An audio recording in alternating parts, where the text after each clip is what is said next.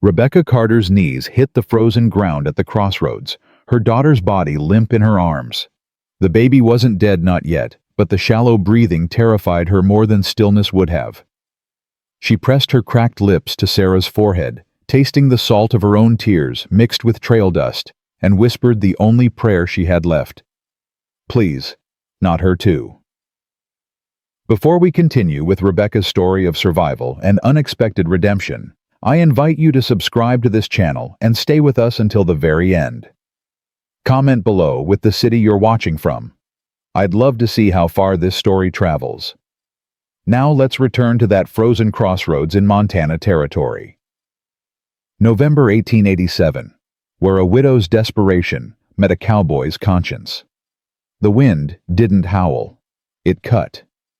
Every gust sliced through Rebecca's threadbare coat, like a butcher's knife through winter-worn leather, and she'd stopped shivering an hour ago. That scared her. Her father had told her about hypothermia during one of his medical lectures back in Springfield, back when she'd been Elizabeth Rebecca Carter schoolteacher, with a future that looked nothing like this. "Sarah," she whispered against the baby's gray-tinged cheek. "Stay with me, sweetheart. Just stay."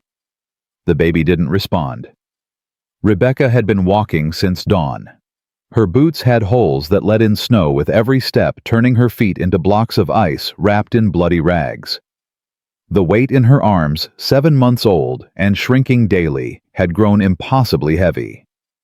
Not because Sarah weighed more, but because Rebecca's strength was nearly gone. 4 roads stretched away from this God-forsaken crossroads. North toward the old Army supply route. East to Silver Creek Mine, where William's body was still buried under 10 feet of collapsed shaft. South to Fort Benton, where Reverend Michaels had suggested she move along after the mine accident. West into Blackfoot territory that eventually gave way to mountains and forests and nothing. 4 directions. All of them dead ends for a widow with a baby and a reputation that preceded her like a funeral bell. The Carter Curse, they'd called it. Rebecca closed her eyes, feeling the weight of that label like a stone around her neck.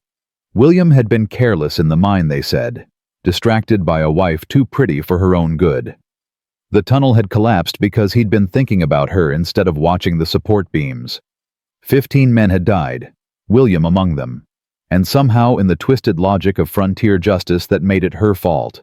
She'd tried to stay in Silver Creek. God knew she'd tried.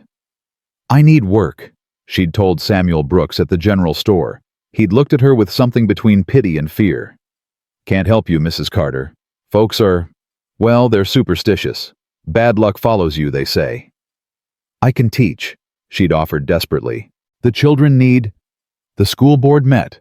Brooks had interrupted, not meeting her eyes. They voted. Unanimous. She'd understood. No job, no charity, no second chances in a town that had already decided her story.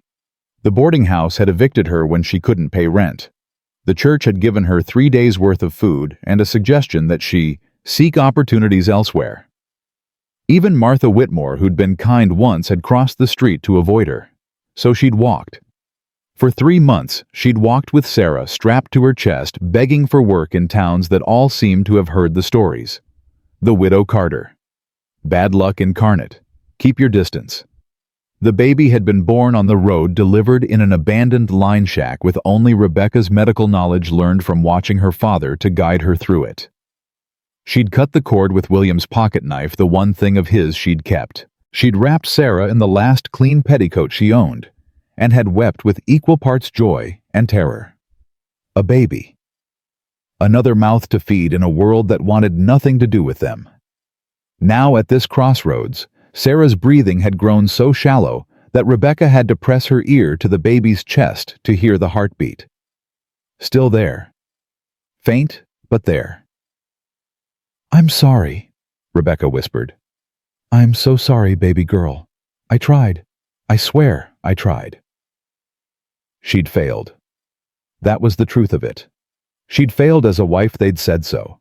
She'd failed to keep a roof over her head. Failed to keep her daughter warm and fed. Failed at everything that mattered. The temperature was dropping again. Rebecca could feel it in her bones. Another hour, maybe two, and they'd both freeze solid. They'd be found in the spring thaw, another cautionary tale for frontier wives who didn't know their place. Better this way, she told herself, her voice cracking. Better than watching her starve slowly. She pulled Sarah closer, preparing to lie down in the snow. At least they'd go together. At least Sarah wouldn't be alone. That's when she heard it. Horse hooves. Steady and deliberate, approaching from the east. Rebecca's head jerked up. Through the gathering darkness and swirling snow, she saw a figure on horseback. Large man, larger horse. Moving with the confidence of someone who belonged in this brutal landscape. Hope flared in her chest, painful and unwelcome. Hope was dangerous. Hope led to disappointment, and she'd had enough of that to last a lifetime. But still. She tried to stand, but her legs wouldn't cooperate. 3 months of walking and inadequate food had stolen that capability. So she stayed on her knees, holding Sarah, watching the rider approach. The horse was magnificent. Coal black with a deep chest and powerful haunches, the kind of animal that cost more than Rebecca had ever seen in one place. The man astride it was equally impressive. Broad-shouldered, wearing a canvas coat that looked warm enough to survive anything, with a Winchester rifle secured to his saddle. Wealthy then. Someone who could afford good horses and good guns, and probably had never spent a night wondering where his next meal would come from. The rider pulled up 10 feet away, his horse snorting clouds of breath into the frigid air. Neither animal nor man seemed bothered by the cold that was killing Rebecca and her daughter. The man pushed back his hat, revealing a weathered face with gray eyes that took in everything. Rebecca saw him register her condition, the torn coat, the bleeding feet, the baby in her arms, in a single comprehensive glance.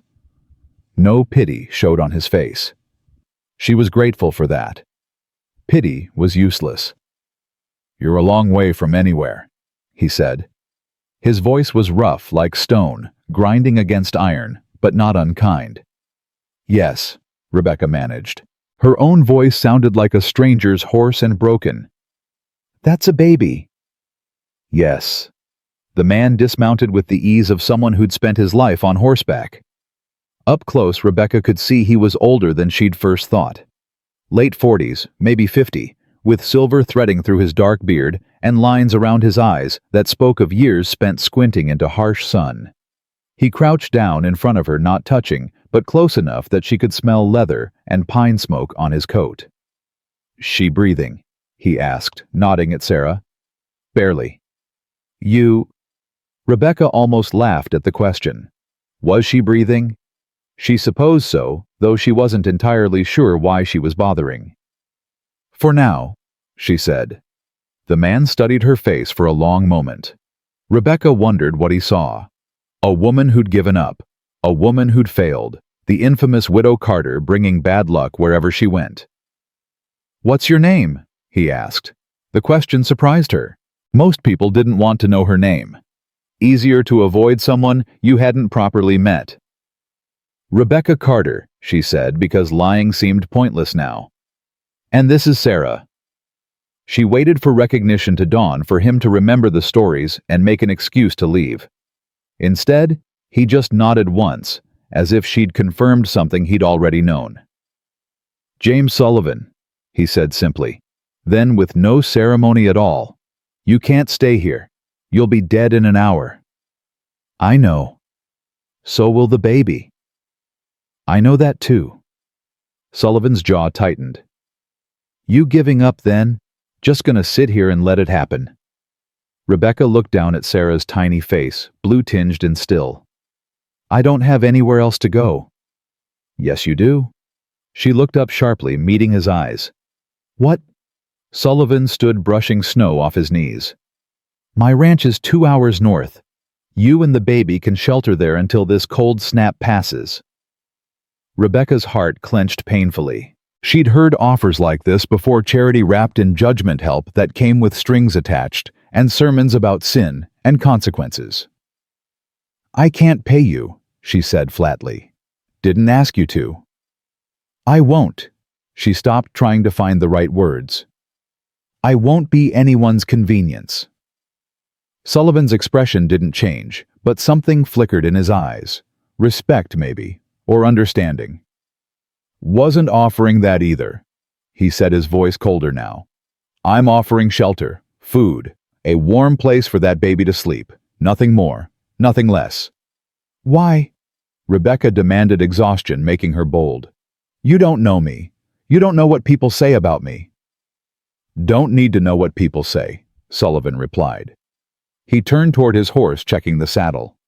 "I can see what's in front of me. Woman with a baby, freezing to death. That's all I need to know."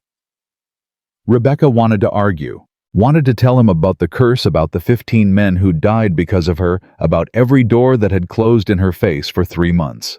She wanted to warn him that bad luck followed her like a shadow. But Sarah made a small sound, not quite a cry, just a whimper, and the words died in Rebecca's throat. "Can you ride?" Sullivan asked, already adjusting his stirrups. "I don't know." Honest answer. Rebecca had ridden exactly twice in her life, both times on her father's old mare back in Illinois. "You'll learn fast or freeze trying," Sullivan said bluntly. "Either way, we need to move." He helped her stand, his hands strong and impersonal under her elbows. Rebecca's legs nearly buckled, but Sullivan caught her weight without comment. He lifted her onto the horse with surprising gentleness, making sure Sarah was secure in her arms before swinging up behind her. The warmth of him at her back was shocking. Rebecca hadn't been warm in so long that she'd forgotten what it felt like. She wanted to lean into it to steal every bit of heat she could, but pride kept her spine straight. "Hold on," Sullivan said, his breath warm against her ear. Then they were moving the horse's steady gait, carrying them north into the gathering darkness. Rebecca held Sarah close, feeling the baby's heartbeat against her chest, faint but present. Still alive. They were still alive. "There's a storm coming," Sullivan said after they'd ridden for 10 minutes. "Bad one. We won't make the ranch before it hits." Rebecca's stomach dropped. "What do we do?" "There's a line shack about 20 minutes west. Old trapper's cabin. We'll shelter there tonight, head to the ranch in the morning." "Will it be enough?" "The cabin has a fireplace, roof's intact, wood stacked inside." Sullivan's arms tightened around her as the horse navigated a drift. "We'll live. We'll live." 2 words that shouldn't have meant so much. But they did. The storm hit with the force of divine judgment. 1 minute the air was merely cold and cruel. The next, snow fell so thick that Rebecca couldn't see past the horse's ears. The wind shrieked like a living thing, buffeting them from every direction. Sullivan didn't speak, just guided the horse with absolute confidence through the whiteout. Rebecca wondered how he could see anything, then realized he probably couldn't. He was navigating by feel, by instinct, by years of surviving in this brutal country. The cabin appeared so suddenly that Rebecca gasped. 1 moment, nothing but snow. The next, a low structure with a stone chimney barely visible through the storm. Sullivan dismounted, lifting Rebecca and Sarah down with mechanical efficiency. "Inside," he ordered, already leading his horse toward a lean-to attached to the cabin side. "Get out of the wind." The cabin door wasn't locked out here. No one locked anything, because survival mattered more than property. Rebecca pushed it open and stumbled inside. Sarah clutched to her chest. It was dark, freezing, but the wind wasn't carving her flesh anymore, and that felt like luxury. Sullivan entered a moment later, arms full of firewood. He'd unsaddled his horse and secured it in the lean-to with practiced speed. Now he moved through the dark cabin like he knew every inch of it, which he probably did. "This is your place," Rebecca asked. "Use it sometimes when I'm hunting." Sullivan knelt by the fireplace, building the fire with quick, sure movements. "Haven't been here since last winter." Sparks caught. Flames grew. Light and warmth began pushing back the darkness. Rebecca sank into the corner, her back against the rough log wall, Sarah still in her arms. In the firelight, she could see the baby's face more clearly. Blue-tinged lips, eyelids that didn't flutter, but breathing, still breathing. "She needs to get warm," Sullivan said, not looking at Rebecca. He was digging through his saddlebag, pulling out jerky and hardtack and a tin cup. You both do. He moved to the fireplace, scooped snow into the cup, and set it by the fire to melt. Then he turned to Rebecca, his expression unreadable. I need to check her, he said quietly. The baby. Make sure she's not frozen anywhere. Rebecca's arms tightened protectively around Sarah. Every instinct screamed at her to refuse to keep her daughter close, to not trust this stranger who'd appeared out of a blizzard like salvation or judgment. But Sullivan didn't move closer, didn't reach for Sarah, just waited patient as stone for Rebecca to make her own choice. You know about babies? Rebecca asked. Something dark flickered across Sullivan's face. Some. There was a story there. Rebecca could hear it in the single word, in the way his shoulders tensed. But she was too tired and too desperate to care about his past when Sarah's future hung by a thread. All right, she whispered. She handed her daughter to this stranger. Sullivan took Sarah with surprising gentleness, his large scarred hands cradling her tiny body. He unwrapped the quilt carefully, examining Sarah's fingers and toes, her ears, the tip of her nose. No frostbite, he said after a long moment. You kept her warm enough. I tried, Rebecca's voice cracked. I kept her inside my coat, against my skin. I tried to give her everything I had. You did good, Sullivan said simply. He rewrapped Sarah, then handed her back. She'll live. You both will. The confidence in his voice made Rebecca want to weep. When had anyone last spoken to her with such certainty? When had anyone looked at her like she was worth saving instead of avoiding? Sullivan turned back to the fire, stirring the melting snow in the cup. When this is warm enough, she needs to drink. Small sips. You too. Thank you, Rebecca whispered. Don't thank me yet. Sullivan replied, his back still to her. Storm like this could last days. We're stuck here until it passes. I'm sorry. Stop apologizing. Sullivan interrupted, his voice sharper now. He glanced over his shoulder, gray eyes fierce in the firelight. You didn't ask for this storm, didn't ask for your situation. Life dealt you a bad hand, Mrs. Carter. That's not your fault. Rebecca stared at him, stunned. No one had said that to her. Not once in 3 months of walking. Everyone had implied or stated outright that her circumstances were somehow deserved consequences of choices she'd made or character flaws she possessed. The town doesn't see it that way, she said quietly. Town's full of cowards who need someone to blame for their own bad luck, Sullivan said flatly. He poured the warmed water into a smaller cup, testing the temperature against his wrist. Your husband died in a mine collapse. That's geology and bad timing, not witchcraft. 15 men died. 15 men worked in a dangerous profession that kills people all the time, Sullivan countered. Your husband being married to you didn't cause the tunnel to collapse, Mrs. Carter. Ignoring structural warnings and cutting costs did. Rebecca felt something crack inside her chest. She'd spent 3 months believing the townspeople were right, that she somehow carried death with her, that loving her had killed William. You don't know that, she whispered. Yes, I do. Sullivan brought the cup to her, his movements careful. I read the accident report. Mine inspector filed it with the territorial office. Owner knew those supports were failing for 6 months and did nothing. 15 men died because of corporate greed, not because you smiled at your husband that morning. Rebecca took the cup with shaking hands. You read the report. Made inquiries when I heard a widow from Silver Creek was walking through my county begging for work, Sullivan said matter-of-factly. He returned to his saddlebag, pulling out the jerky. Wanted to know if you were trouble. And you're not, Sullivan said simply. You're just unlucky, and broke, and stubborn enough to keep walking even after any sane person would have given up. He tossed her a piece of jerky, then settled on the opposite side of the fire, his back against the wall, giving her space and respect and dignity she hadn't felt in months. Drink the water, he ordered.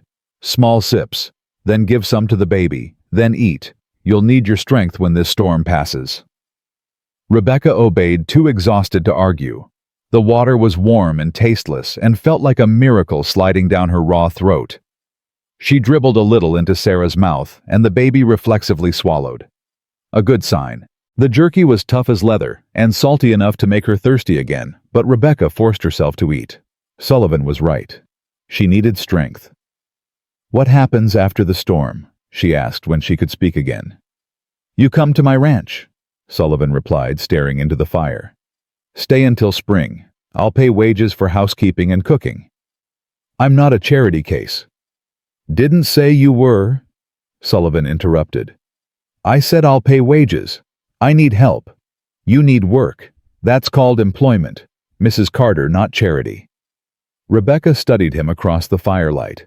He was staring at the flames with an intensity that suggested he was seeing something else entirely. Ghosts, maybe, or memories that hurt. "Why are you helping me?" she asked softly. Sullivan was quiet for a long time. The fire crackled. The wind howled outside. Sarah's breathing, steadier now, was the only other sound. "Because no one should die at a crossroads," he finally said. "And because this country's hard enough without good people turning their backs on each other." He stood abruptly, moving to check the door was secure against the storm. "Get some sleep, Mrs. Carter," he said without turning around. "Tomorrow's a new day. We'll deal with it when it comes." Rebecca wanted to argue, to ask more questions, to understand this man who'd saved her life without asking for anything in return. But exhaustion crashed over her like a wave, and Sarah was warm in her arms for the first time in days, and the fire was burning bright and steady. Tomorrow could wait. For tonight, they were alive. Rebecca woke to the smell of coffee and the sound of Sullivan moving around the cabin. She jerked upright momentarily. Disoriented Sarah clutched to her chest. The baby was warm, breathing steady, alive. "Easy," Sullivan said without turning from the fire. "Storm's still blowing. We're not going anywhere." Rebecca looked toward the small window. Nothing but white, but the wind still screamed against the cabin walls, rattling the door in its frame. "How long did I sleep?" 4 hours, maybe 5. Sullivan poured coffee into the tin cup, brought it to her. "Drink this. There's more jerky if you're hungry." Rebecca took the cup with both hands, savoring the warmth. "You didn't sleep." "Slept enough." Sullivan returned to the fire, his back to her. "Someone needed to keep the fire going." "Thank you." "Stop thanking me." "I don't know what else to say." Sullivan turned, then his gray eyes meeting hers across the small space. "Say you'll stop apologizing for being alive, Mrs. Carter. That'd be enough." The words hit harder than any sermon Reverend Michaels had ever delivered. Rebecca looked down at Sarah, at her daughter's tiny face, peaceful in sleep. When had she started apologizing for existing? When had survival become something shameful? "Rebecca," she said quietly. "What?" "My name. It's Rebecca. Mrs. Carter sounds like someone else." Sullivan nodded once. "Rebecca, then." He poured himself coffee. "And I'm Sullivan, just Sullivan. Mr. feels too formal for people who've spent the night in a line shack." Something that might have been a smile tugged at Rebecca's mouth. "Just Sullivan." "That's right." They drank their coffee in silence, but it wasn't uncomfortable. The storm howled outside, but inside the small cabin, warmth and quiet companionship held the cold at bay. "Tell me about your ranch," Rebecca said after a while. Sullivan stared into his cup. "Not much to tell. Built it up over 10 years. Main house, barn, couple of outbuildings. Got a sawmill operation down by Timber Creek. Employs about 15 men. That's a lot of responsibility." "It's a lot of work," Sullivan corrected. "Responsibility implies I'm good at it." "Are you?" Sullivan's jaw tightened. "Used to be." The past tense hung heavy in the air. Rebecca recognized grief when she heard it. She'd been carrying her own for 3 months, long enough to know the weight of it. "You lost someone," she said softly. Not a question. Sullivan didn't answer for a long time. When he finally spoke, his voice was rough. My wife. 2 years ago. I'm sorry. Don't be. You didn't kill her. Sullivan stood abruptly, moving to check the wood supply. Childbirth did that. Her and the baby both. Rebecca's breath caught. She looked down at Sarah alive and breathing in her arms and felt the cruelty of it. Sullivan had saved her daughter while losing his own child. Life wasn't fair. It wasn't even trying to be. That's why you knew how to check Sarah, Rebecca said.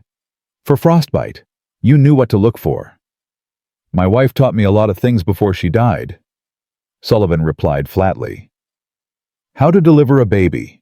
How to recognize when things are going wrong. How to watch someone you love slip away and not be able to do a damn thing about it. The bitterness in his voice was sharp enough to cut. Rebecca wanted to say something comforting, but what comfort was there?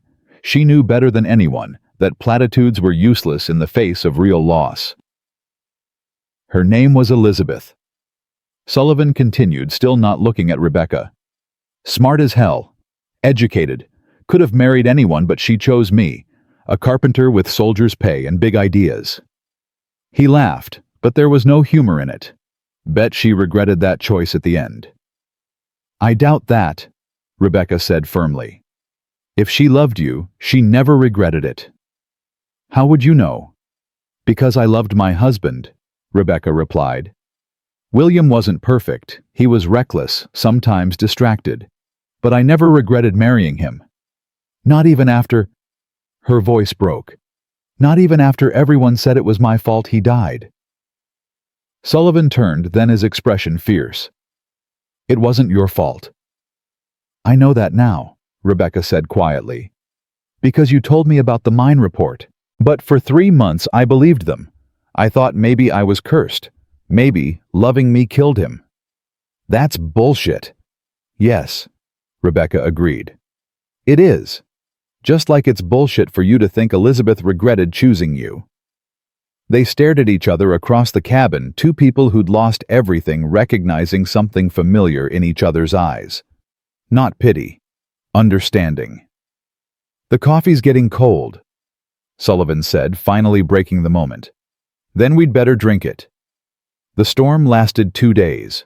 2 days trapped in a cabin barely large enough for one person, let alone 2 adults and a baby. They should have driven each other mad. Instead, they fell into an unexpected rhythm. Sullivan kept the fire burning. Rebecca tended to Sarah, who grew stronger with each hour of warmth and food. They shared the meager supplies and Sullivan's saddlebag jerky, hardtack dried apples that tasted like leather but filled the belly. They took turns sleeping, each keeping watch while the other rested. And they talked. Not about deep things at first. Sullivan told her about his sawmill, about the challenges of running a business in Montana Territory, about the politics of water rights and timber contracts. Rebecca told him about teaching about her father's medical practice, about Springfield, and how different it was from this harsh frontier. But gradually, carefully, they circled closer to the wounds that hadn't healed. I wasn't there when she went into labor, Sullivan said on the second night, staring into the fire. I was at the mill. We had a big contract with the railroad, and I was managing every detail personally, making sure everything was perfect. His hands clenched. I got home 3 hours too late. Rebecca didn't say anything, just listened. The midwife tried, Sullivan continued. Martha Dixon. She's the best in the territory. But the baby was breech, and Elizabeth... He stopped, swallowed hard. She bled too much. Martha couldn't stop it. It wasn't your fault, Rebecca said quietly. I should have been there. And what would you have done differently? Rebecca asked, not unkindly. Could you have turned the baby? Stopped the bleeding? You're not a doctor, Sullivan. I could have said goodbye. Sullivan said, his voice breaking on the last word. I could have told her I loved her one more time. Rebecca shifted Sarah in her arms, then moved closer to Sullivan. Not touching, but close enough that he could feel her presence. She knew. Rebecca said firmly. Trust me, Sullivan. She knew. How can you be sure? Because I know, Rebecca replied. When William left for the mine that last morning, I was angry with him. We'd argued about money the night before. I didn't kiss him goodbye. Didn't tell him I loved him. He died thinking I was mad at him. Sullivan looked at her, his gray eyes reflecting firelight. That's not the same. Isn't it? Rebecca met his gaze. I torture myself thinking about that morning. All the things I didn't say. But here's what I know now. He knew I loved him. One angry morning didn't erase 6 years of marriage. Just like one missed goodbye didn't erase however long you and Elizabeth had together. 10 years, Sullivan said quietly. We had 10 years. Then she died knowing you loved her, Rebecca said with certainty. The work you were doing, the contract you were managing, you were doing it for her, for your future family. That's love, Sullivan. Maybe not the romantic kind, but it's the kind that matters. Sullivan was quiet for a long time. When he finally spoke, his voice was rough with unshed tears. Thank you. For what? For understanding what it feels like. Rebecca knotted her own throat tight. We're a pair, aren't we? Two people who lost everything. Not everything, Sullivan said, glancing at Sarah. You still have her. Yes, Rebecca agreed softly. I still have her. On the morning of the third day, Rebecca woke to silence. Not the oppressive silence of grief, but the clean, fresh silence that follows a storm. She sat up quickly, disturbing Sarah, who made a small sound of protest. Storm's past, Sullivan said from the doorway. He was already dressed, already checking his gear. We can make the ranch by afternoon if we leave now. Rebecca's stomach clenched with sudden anxiety. The cabin had been safe, small and cold and temporary, but safe. Going to Sullivan's ranch meant facing reality again, the reality of her situation, of her reputation, of all the ways the world could still reject her. What if your neighbors talk? She asked, hating how small her voice sounded. What if they say? Let them say whatever they want. Sullivan interrupted, not unkindly. My ranch, my business, my choice who stays there. But your reputation. My reputation survived my wife's death and 2 years of grief-driven incompetence, Sullivan said bluntly. It'll survive me hiring a housekeeper. Is that what I am? Rebecca asked. A housekeeper. Sullivan met her eyes. You're whatever you want to be. Woman who needs work. Woman who's good with numbers and organization. Woman who saved my sorry ass from dying of loneliness in a house too big for one person. He grabbed his saddle. Or you're the housekeeper, your choice. Rebecca felt something warm unfurl in her chest. When had anyone last given her a choice? When had anyone treated her like she had agency in her own life? I'm a good cook, she said. Then cook, Sullivan replied simply. And help me sort out my books. Elizabeth used to manage all that. I've been making a mess of it for 2 years. I can do that. I know you can. They left the cabin an hour later, Sullivan on his horse with Rebecca and Sarah behind him, just as they'd arrived. But everything felt different now. 3 days ago, Rebecca had been a stranger. Sullivan saved from dying at a crossroads. Now, she was what? An employee. A companion. Something neither of them had words for yet.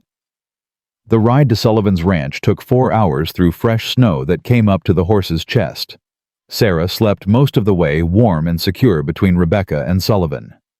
Rebecca watched the landscape pass endless white, punctuated by dark pine forests, the occasional deer visible in the tree line, the vast Montana sky clear and blue and ruthlessly beautiful.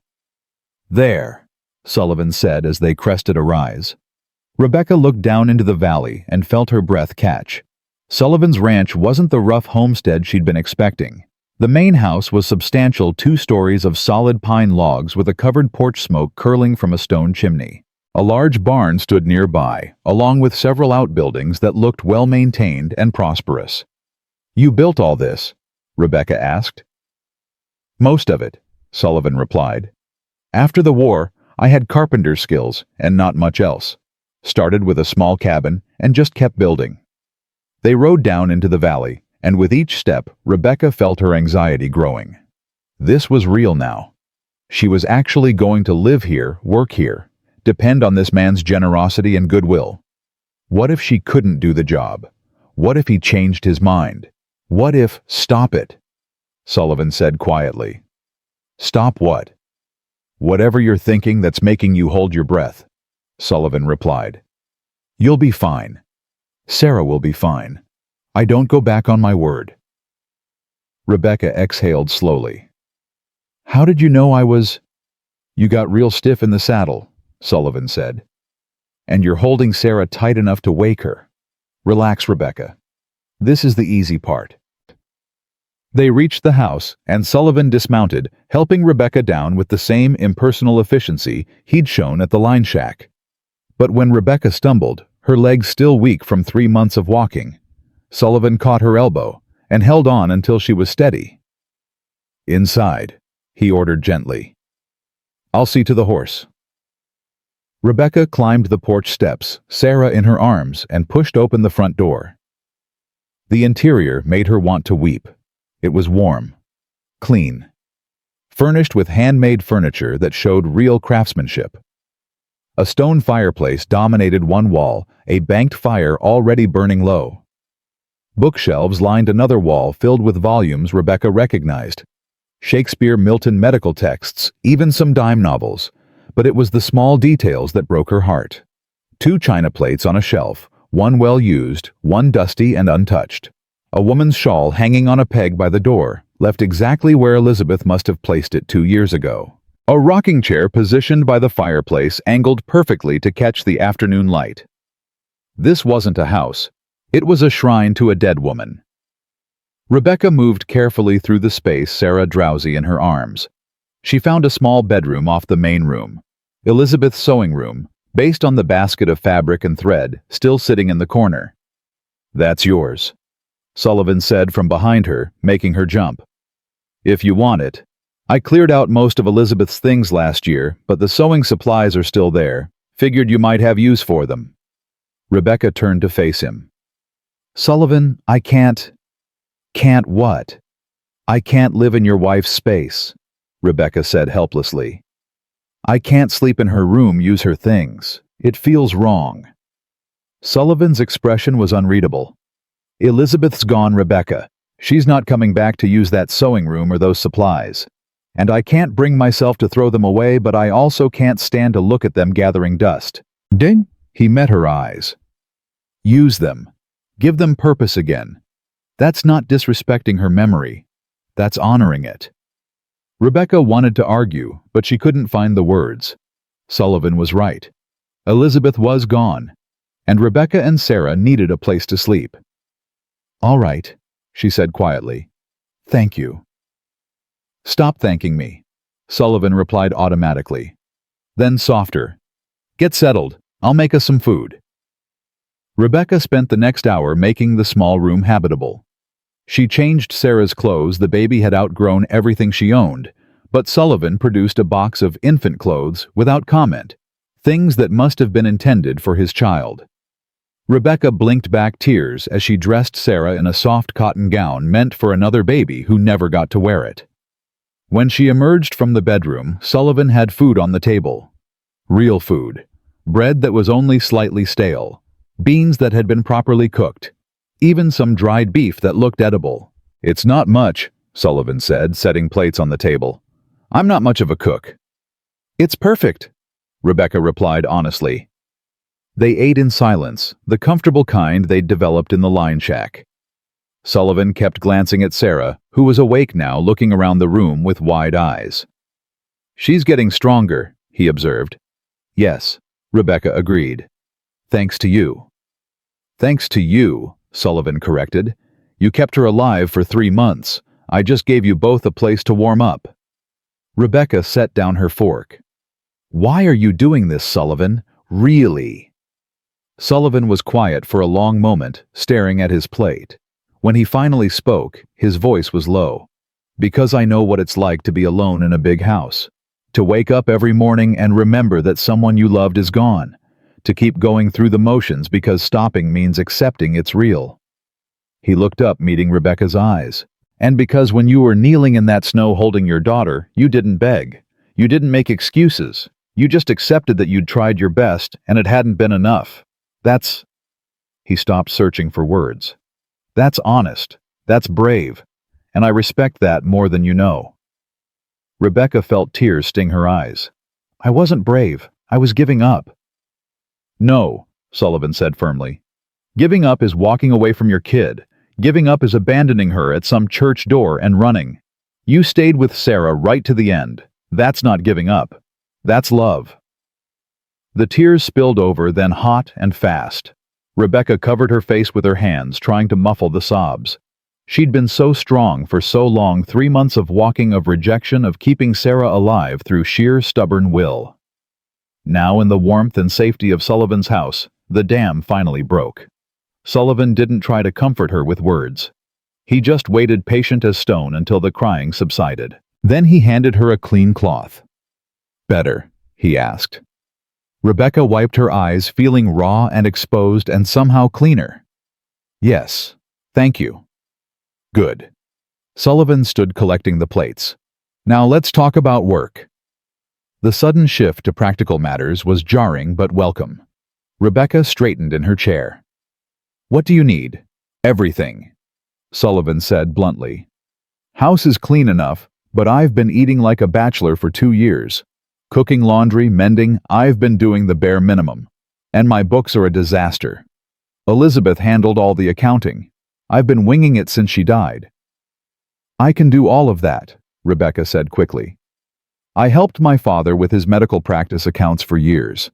And I'm a decent cook when I have ingredients to work with. You'll have ingredients, Sullivan promised. Root cellar's full. I've got chickens, a milk cow, vegetable garden in the summer. I can provide food. I just need someone who knows how to turn it into actual meals. What about wages? Rebecca asked, forcing herself to be practical. You said you'd pay me. Sullivan named a figure that made Rebecca's eyes widen. It was more than she'd earned teaching, more than most women made in any profession. That's too much, she protested. That's fair, Sullivan corrected. You're doing 3 jobs: housekeeper, cook, and accountant. You'll earn every penny. Rebecca wanted to argue, but pride and desperation warred in her chest. She needed the money, needed the security, and Sullivan was offering it without conditions or expectations beyond honest work. All right, she agreed. When do I start? Tomorrow's soon enough, Sullivan said. Today you rest, get your strength back, settle in. As if on cue, Sarah began to fuss, making the hungry sounds Rebecca had learned to interpret. Sullivan glanced at the baby, then at Rebecca. I'll step outside, he said quietly. Give you privacy. Thank you, Rebecca said, grateful for his consideration. Sullivan grabbed his coat and headed for the door, but paused with his hand on the handle. Rebecca. Yes. I'm glad you didn't die at that crossroads, he said without turning around. This house needed life in it again. Then he was gone, leaving Rebecca alone with Sarah and a strange warm feeling in her chest that she hadn't felt in months. Hope, maybe, or something close to it. She settled into the rocking chair, Elizabeth's chair, and nursed Sarah, looking around the room that would be her home. For how long she didn't know. But for now, for today, it was enough. That night, Rebecca lay in Elizabeth's sewing room, her room now, and listened to the house settle around her. Sullivan was in his bedroom on the other side of the house. Sarah slept in a drawer Rebecca had lined with soft fabric, a makeshift cradle until something better could be arranged. She should have felt guilty, Rebecca thought, sleeping in a dead woman's space, using her things, caring for her widowed husband. But she didn't feel guilty. She felt grateful, and tired, and safe for the first time in 3 months. Tomorrow she'd start earning her keep. Tomorrow she'd prove she was worth Sullivan's gamble on her. Tomorrow she'd begin building something that looked like a life. But tonight, she just slept. The sound of voices woke her. Rebecca sat up quickly, disoriented in the pre-dawn darkness. Sarah was still asleep in her drawer bed, breathing steady and peaceful. But outside the bedroom she could hear Sullivan talking to someone. No, not talking. Arguing. Rebecca pulled on the dress Sullivan had found for her, another of Elizabeth's things, and opened the door carefully. Sullivan stood by the fireplace facing a man Rebecca didn't recognize. Middle-aged, well-dressed, with the kind of groomed appearance that spoke of wealth and power. "Irresponsible at best, James," the stranger was saying, "taking in some vagrant woman with a bastard child. What will people think? I don't give a damn what people think." "Harrison," Sullivan replied, his voice cold. "Harrison." Rebecca's stomach dropped. Harrison Wells. Sullivan had mentioned him in the line shack, former business partner, current banker man who held Sullivan's mortgage. "You should care," Wells continued. "You have a reputation to maintain, a business to run. The bank has concerns." "The bank has concerns, or you have concerns," Sullivan interrupted. Wells's expression hardened. "Don't be crude, James. I'm trying to help you. This woman, this Mrs. Carter, she has a reputation. The mine accident at Silver Creek, 15 men dead. People say she's cursed." "People say a lot of stupid things," Sullivan replied flatly. "Perhaps," Wells allowed. "But perception matters, especially when you have debts to pay." Rebecca's blood ran cold. Was Wells threatening Sullivan? "Because of her, my debts are current," Sullivan said, his voice dangerously quiet. "And my personal life is none of your business." "Everything's my business when the bank holds your mortgage," Wells replied smoothly. "I'm simply suggesting that certain associations might reflect poorly on your judgment, might make the board question your financial stability." Sullivan took a step toward Wells, his hands clenched. "Get out. James, get out of my house," Sullivan repeated, his voice like stone. "Before I throw you out." Wells adjusted his coat, his expression smug despite the threat. "Think about what I said, James. Think about what you're risking." His eyes flicked toward Rebecca, standing frozen in the bedroom doorway. "For what? A woman you barely know." "Out," Sullivan growled. Wells left, but his words hung in the air like poison. Rebecca stood in the doorway, shame and fear churning in her stomach. She'd been here less than 24 hours, and already she was causing Sullivan problems.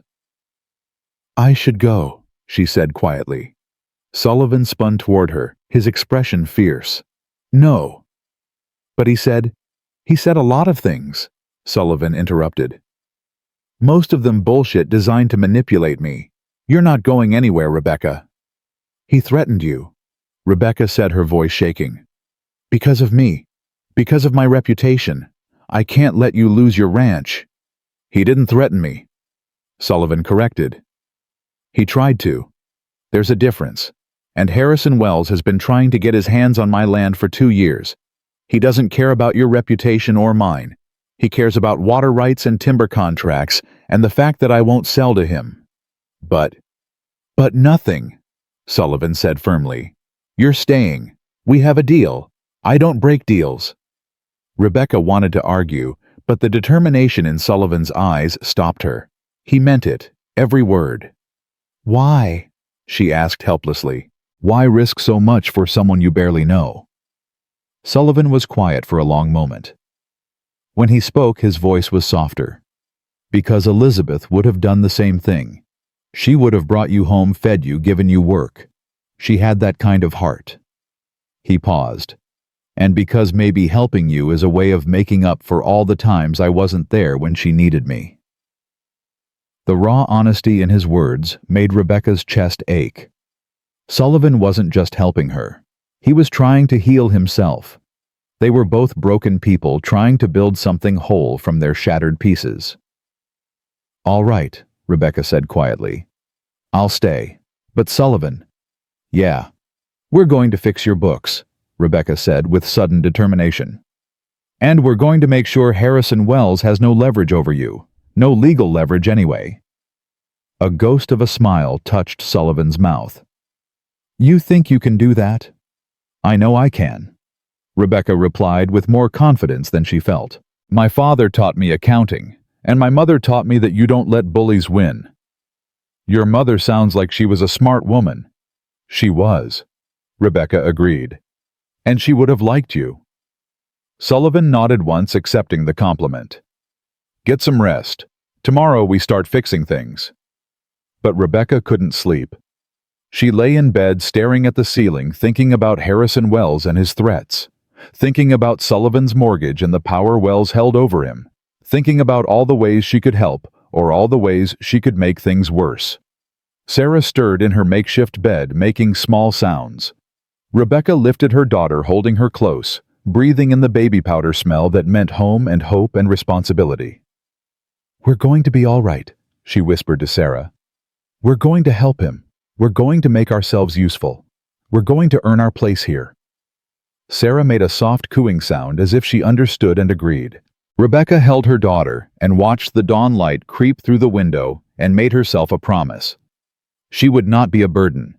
She would not be the reason Sullivan lost everything he'd built. She would earn her keep, prove her worth, and somehow find a way to repay the man who'd saved her life. Whatever it took. Rebecca found Sullivan's ledgers in the desk by the window. Elizabeth's desk, she assumed from the careful organization that had long since deteriorated into chaos. Papers were stuffed randomly into drawers, invoices mixed with personal correspondence numbers that didn't add up scrawled in margins. 2 years of neglect stared back at her. Christ, she muttered, then immediately glanced at Sarah to make sure the baby hadn't heard. Her daughter was content in the basket Sullivan had fashioned from willow branches, watching dust motes dance in the morning light. That bad? Sullivan asked from the doorway. Rebecca jumped, scattering papers across the floor. I didn't hear you come in. Sorry. Sullivan bent to help gather the fallen documents. I wanted to check if you needed anything before I head to the mill. The mill? Can't run a lumber operation from my kitchen, Sullivan said dryly. I've been gone 3 days. Jacob's probably ready to quit. Panic fluttered in Rebecca's chest. You're leaving. Sullivan looked at her sharply. For a few hours. I'll be back before dark. He paused. You afraid to be alone here? Yes, Rebecca wanted to say, terrified. What if Wells came back? What if the townspeople found out she was here? What if something happened to Sarah? But Sullivan had taken enough risks for her already. She wouldn't burden him with her fears. I'll be fine, she said instead. Sullivan didn't look convinced. There's a shotgun in the cabinet by the door. You know how to use one. My father taught me. Good. Sullivan straightened the papers now in a neat stack. Anyone comes by that you don't want to talk to, you tell them I'll be back shortly. Don't engage. Don't argue. Just close the door. You think Wells will come back? I think Wells is a snake who likes to strike when no one's watching, Sullivan replied bluntly. But he's also a coward. He won't do anything stupid in broad daylight. The words were meant to be reassuring. They weren't. Sullivan must have seen her expression because his voice softened. Rebecca, you're safe here. This is my land. My home. No one's going to hurt you or Sarah. You can't promise that. No. Sullivan agreed. But I can promise I'll break anyone who tries. The fierce protectiveness in his voice sent a strange warmth through Rebecca's chest. When had anyone last defended her like that? When had anyone looked at her like she was worth fighting for? Thank you, she said quietly. Stop thanking me. Sullivan grabbed his coat from the peg. And Rebecca, don't worry about the ledgers. Just make sense of what you can. Elizabeth had a system, but it died with her. After Sullivan left, Rebecca threw herself into the books with desperate focus. Numbers didn't judge. Numbers didn't whisper. Numbers just were cold and clean and honest. What she found made her stomach sink. Sullivan wasn't broke, but he was close. The mortgage payment Wells had mentioned was real $3,500 due in April. The lumber mill was profitable, but barely. Several large clients owed money. Equipment needed repairs. And Sullivan's personal spending had dropped to almost nothing in the 2 years since Elizabeth's death, as if he'd stopped caring about anything beyond basic survival. "Lord," Rebecca whispered, adding the columns for the third time, and getting the same terrible result. Sarah fussed from her basket, hungry again. Rebecca set aside the ledgers and lifted her daughter, settling into the rocking chair to nurse. The rhythmic creak of wood on wood was soothing, a counterpoint to the anxiety churning in her gut. Sullivan had saved her life. Now his own livelihood was in jeopardy, and she was part of the reason. Wells had made that clear. Her presence here gave the banker ammunition, social pressure, moral judgment, whatever leverage he could manufacture to force Sullivan's hand. "We have to fix this," Rebecca told Sarah. "We have to help him." But how? She was a widow with no money, no connections, and a reputation that made people cross the street. What could she possibly do against a man like Harrison Wells? The answer came to her slowly, pieced together from memories of her father's practice. When patients couldn't pay, he'd worked out arrangements, barter systems, extended payment plans, creative solutions to impossible problems.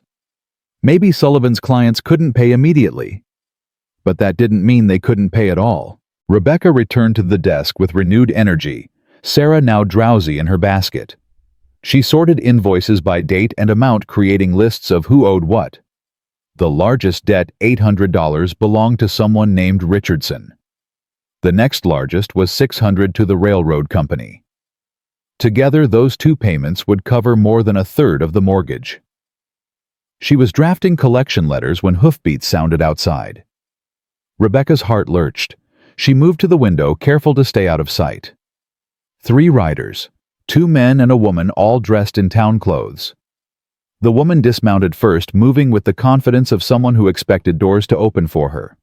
Rebecca recognized her immediately. Martha Dixon, the woman Sullivan had mentioned. The midwife who'd tried to save Elizabeth. The knock on the door was brisk and businesslike. Rebecca hesitated, Sullivan's warnings about Wells still fresh in her mind. But this wasn't Wells. And turning away, a woman seemed cowardly. She opened the door just wide enough to see out. "Mrs. Carter, I presume," Martha Dixon said. Her voice was crisp, her eyes sharp as she studied Rebecca from head to toe. "I'm Martha Dixon. These are my grandsons, Caleb and Thomas. We've come to talk." "Sullivan isn't here," Rebecca said, keeping her voice steady. "We know," Martha replied. "We came to see you." Rebecca's hand tightened on the door. "I don't know what Sullivan told you, but—" "James told me nothing," Martha interrupted. "Harrison Wells told the entire town plenty. That's why we're here." Rebecca's stomach dropped. "What did he say?" "That you're a curse," Martha said bluntly. "That 15 men died because of you. That you've bewitched James into throwing his life away on a woman who brings nothing but bad luck." Each word hit like a physical blow. Rebecca felt her face burn with shame and anger. "Then why are you here to tell me to leave?"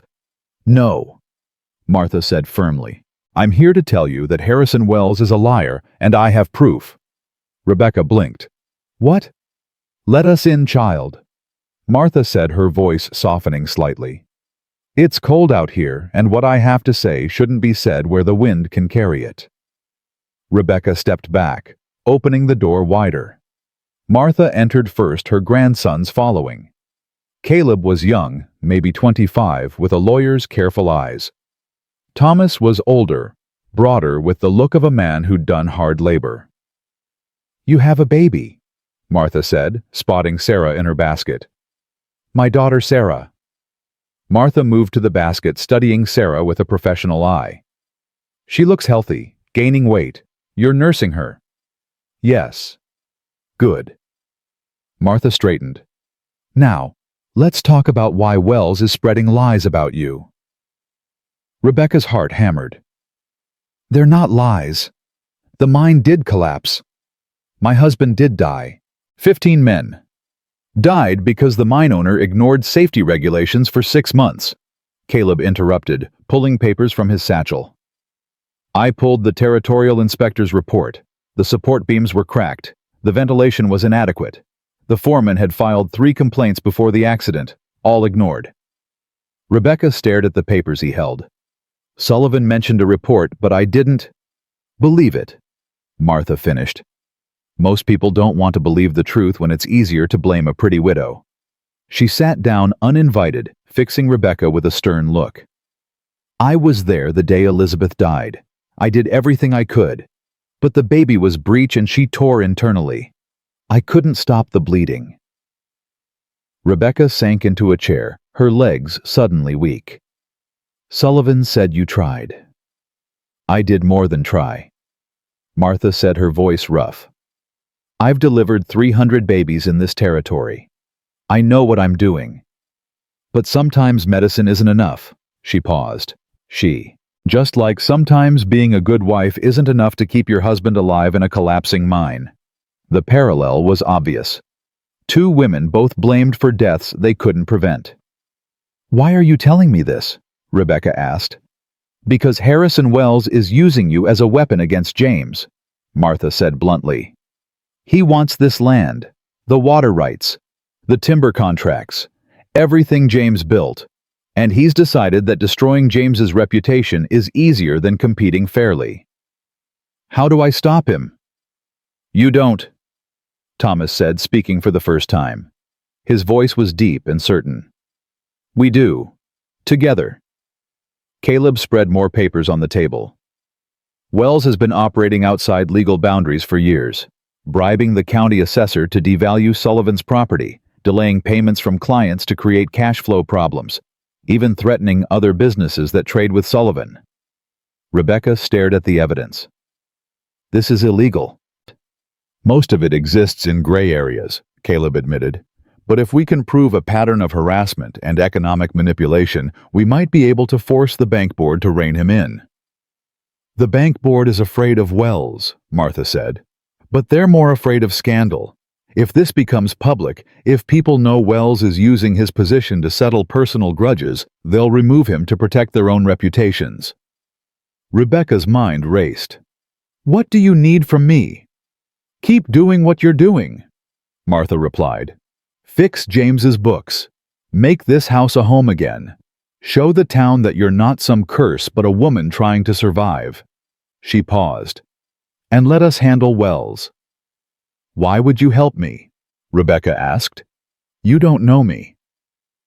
Martha's expression softened fractionally. Because I know James. He's a good man who's been dying slowly for 2 years. Since you arrived, he's started living again. I saw it in his eyes when he came to my store yesterday for supplies. That's worth protecting. After Martha and her grandsons left, Rebecca sat at the desk with fresh determination. She had allies. Real allies, not just Sullivan's charity. People who were willing to fight for her, or at least fight against Wells. She returned to the ledgers with renewed focus. If Martha's team could handle the legal pressure, Rebecca could handle the financial problems. She drafted collection letters with careful precision, reminding clients of their obligations without sounding desperate. She reorganized the filing system so Sullivan could find documents when he needed them. She made lists of equipment repairs, prioritizing by urgency and cost. When Sullivan returned at dusk, he found her still at the desk, papers spread around her in organized chaos. You've been working all day, he observed. Yes. Rebecca held up a sheet of paper. You have $1,400 in outstanding receivables. If we can collect even half of that in the next month, you'll have enough for the mortgage payment. Sullivan took the paper, scanning her neat columns. This is Rebecca. This is good work. It's what you hired me for. I hired you to cook and clean, Sullivan said dryly. This is beyond what I expected. Rebecca felt warmth spread through her chest. Martha Dixon came by today. Sullivan's expression sharpened. What did she want? To help. Rebecca explained the visit, the evidence Caleb had gathered, Martha's plan to pressure the bank board. Sullivan listened without interrupting, his face unreadable. Martha's playing a dangerous game, he said finally. Wells doesn't take kindly to opposition. Neither do you, apparently, Rebecca replied. She said you looked more alive than you have in 2 years. Sullivan's jaw tightened. Martha talks too much. Maybe. Rebecca stood moving closer. Or maybe she sees what I see. What's that? A man who stopped living when his wife died, Rebecca said quietly. A man who's been going through the motions waiting for something, anything to make him feel again. Sullivan's eyes locked with hers. And you think you're that something? The question was harsh, but Rebecca didn't flinch. I think we're both that something. For each other. Two broken people who might be able to build something whole. The air between them crackled with tension. Sullivan opened his mouth to respond, but Sarah chose that moment to wail, hungry and demanding. The spell broke. She's hungry, Rebecca said, unnecessarily moving to pick up her daughter. I'll start dinner. Sullivan said, his voice rough. He turned away quickly, leaving Rebecca alone with Sarah and a racing heart. Something had shifted between them. Something that went beyond employer and employee, beyond gratitude and obligation. Something dangerous and exciting and terrifying. Rebecca settled into the rocking chair to nurse Sarah and tried not to think about the way Sullivan had looked at her, like she mattered, like she was more than just another burden to carry. The next morning brought unexpected visitors. Rebecca was mixing bread dough when she heard wagons outside, plural. She wiped her hands on her apron and moved to the window. 4 wagons. At least 15 people. Some she recognized from Fort Benton. Others were strangers. Sullivan came out of the barn wiping his hands on a rag. He didn't look surprised, which told Rebecca he'd been expecting company. Stay inside, he called to her. Rebecca ignored him. She stepped onto the porch, Sarah in her arms, and watched as the crowd assembled in the yard. Reverend Michaels stepped forward first. The man who'd suggested she leave Fort Benton. The man who'd preached about sin and consequences while she starved. Mr. Sullivan, Michaels said, his voice carrying, we've come to discuss a matter of community concern. My property isn't open for community discussion, Sullivan replied flatly. When you harbor a woman of questionable morals, it becomes our concern, Michaels continued. Several people in the crowd murmured agreement. Rebecca felt her face burn. She started to retreat into the house, but Sullivan's voice stopped her. Stay put, Rebecca. She froze, caught between obedience and self-preservation. This woman, Michaels gestured toward Rebecca without looking at her, brought death to Silver Creek. 15 men. Died because of corporate negligence. Sullivan interrupted loudly. The mine owner ignored safety warnings. The territorial inspector filed a report. Anyone who blames Mrs. Carter for that collapse is either ignorant or deliberately spreading lies. Shock rippled through the crowd. Several people exchanged glances.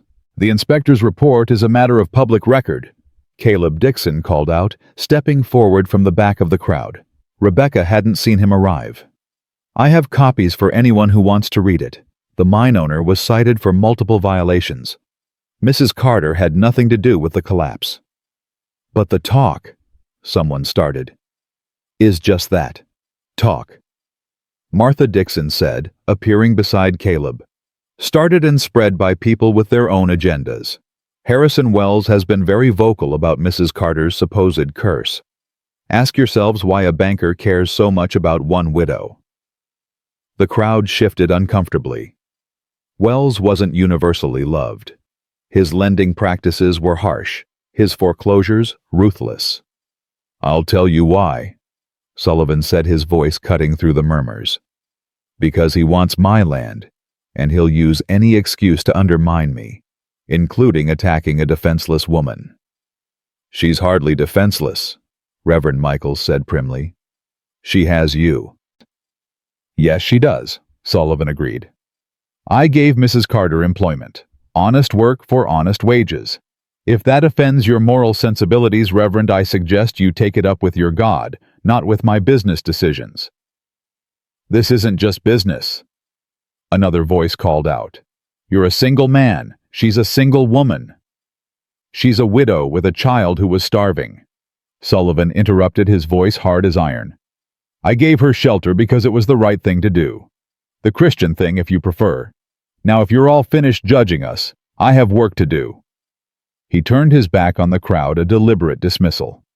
Rebecca expected them to surge forward to demand more answers. Instead, Martha began herding people back to their wagons. You heard him, she said briskly. Show's over. Those of you who want to see the inspector's report, come by my store tomorrow. Everyone else get on home. The crowd dispersed slowly, some people clearly disappointed by the lack of drama. Reverend Michaels was the last to leave, his expression sour. When the last wagon disappeared down the road, Rebecca's knees gave out. She sank onto the porch steps, Sarah clutched to her chest. Sullivan turned, seeing her. You all right? I don't know. Rebecca's voice shook. Why did you do that? Do what? Defend me. In front of everyone. You just painted a target on your back. Sullivan climbed the steps and sat beside her. Not touching, but close enough that she could feel his warmth. They already had their guns aimed at me. At least now they're shooting with blanks. Martha set that up, didn't she? Rebecca said. Brought the crowd here so you could confront them all at once. Smart woman, Martha, Sullivan agreed. Gets everything out in the open. No more whispers, no more wondering. Now everyone knows where I stand. And where do you stand? Sullivan looked at her, his gray eyes steady. With you. The simple declaration made Rebecca's throat tight. You barely know me. I know enough, Sullivan replied. I know you walked 3 months with a baby because you refused to give up. I know you're good with numbers and better with courage. I know... He stopped, seeming to struggle for words. I know that house feels less empty when you're in it. Rebecca wanted to say something, but her voice had abandoned her. So she did the only thing she could think of. She reached over and took Sullivan's hand. His fingers were rough, calloused from years of work. But they closed around hers with surprising gentleness. They sat like that until Sarah demanded attention, and the moment passed. But something had changed. Something that couldn't be unchanged. That night, after Sarah was asleep and the house was quiet, Rebecca found Sullivan sitting by the fire with a cup of whiskey. Can't sleep? She asked. Thinking, Sullivan replied. Rebecca sat in the chair opposite him. About what happens next, Sullivan said. Wells isn't done. The town isn't convinced. And April's getting closer. We'll figure it out, Rebecca said with more confidence than she felt. Will we? Sullivan looked at her. You know what people are saying now, don't you? That we're living in sin. That there's more going on here than just employment. Is there? The question escaped before Rebecca could stop it. Sullivan's hand tightened on his cup. I don't know. Maybe. Maybe, Rebecca repeated softly. Would that scare you? Sullivan asked. If there was more. Rebecca thought about it. Really thought about it. 3 months ago, she'd been married to William, planning a future that looked nothing like this. Now William was dead, and she was sitting in another man's house feeling things she had no right to feel. Yes, she admitted. It scares me. But not as much as the thought of leaving. Sullivan nodded slowly. Then we'll figure it out. Together. Together, Rebecca agreed. They sat in companionable silence until the fire burned low, and when they finally went to their separate beds, Rebecca lay awake thinking about the word together and everything it might mean. The next week brought changes faster than Rebecca could process. Caleb Dixon delivered Richardson's payment, $800 paid in full, after Caleb made it clear that the governor's office was watching. The railroad paid $600 2 days later. Suddenly, Sullivan had $1,400 toward his mortgage. We're going to make it, Rebecca said, updating the ledgers. Unless Wells calls the loan early. He won't, Sullivan replied. Martha made sure the bank board knows what he's been up to. He's being watched too closely now.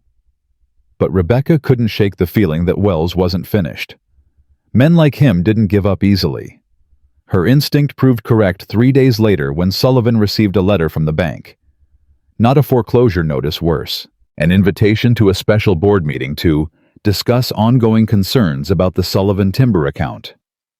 "It's a trap," Rebecca said immediately. "Probably," Sullivan agreed. "But I can't ignore it. That looks like I'm hiding something." "Then I'm coming with you." Sullivan looked at her sharply. "Rebecca, if Wells is going to use me as ammunition, I should be there to defend myself," Rebecca said firmly. "Besides, I know your books better than you do now. If he tries to claim financial instability, I can counter with actual numbers." Sullivan studied her for a long moment. "You sure about this?"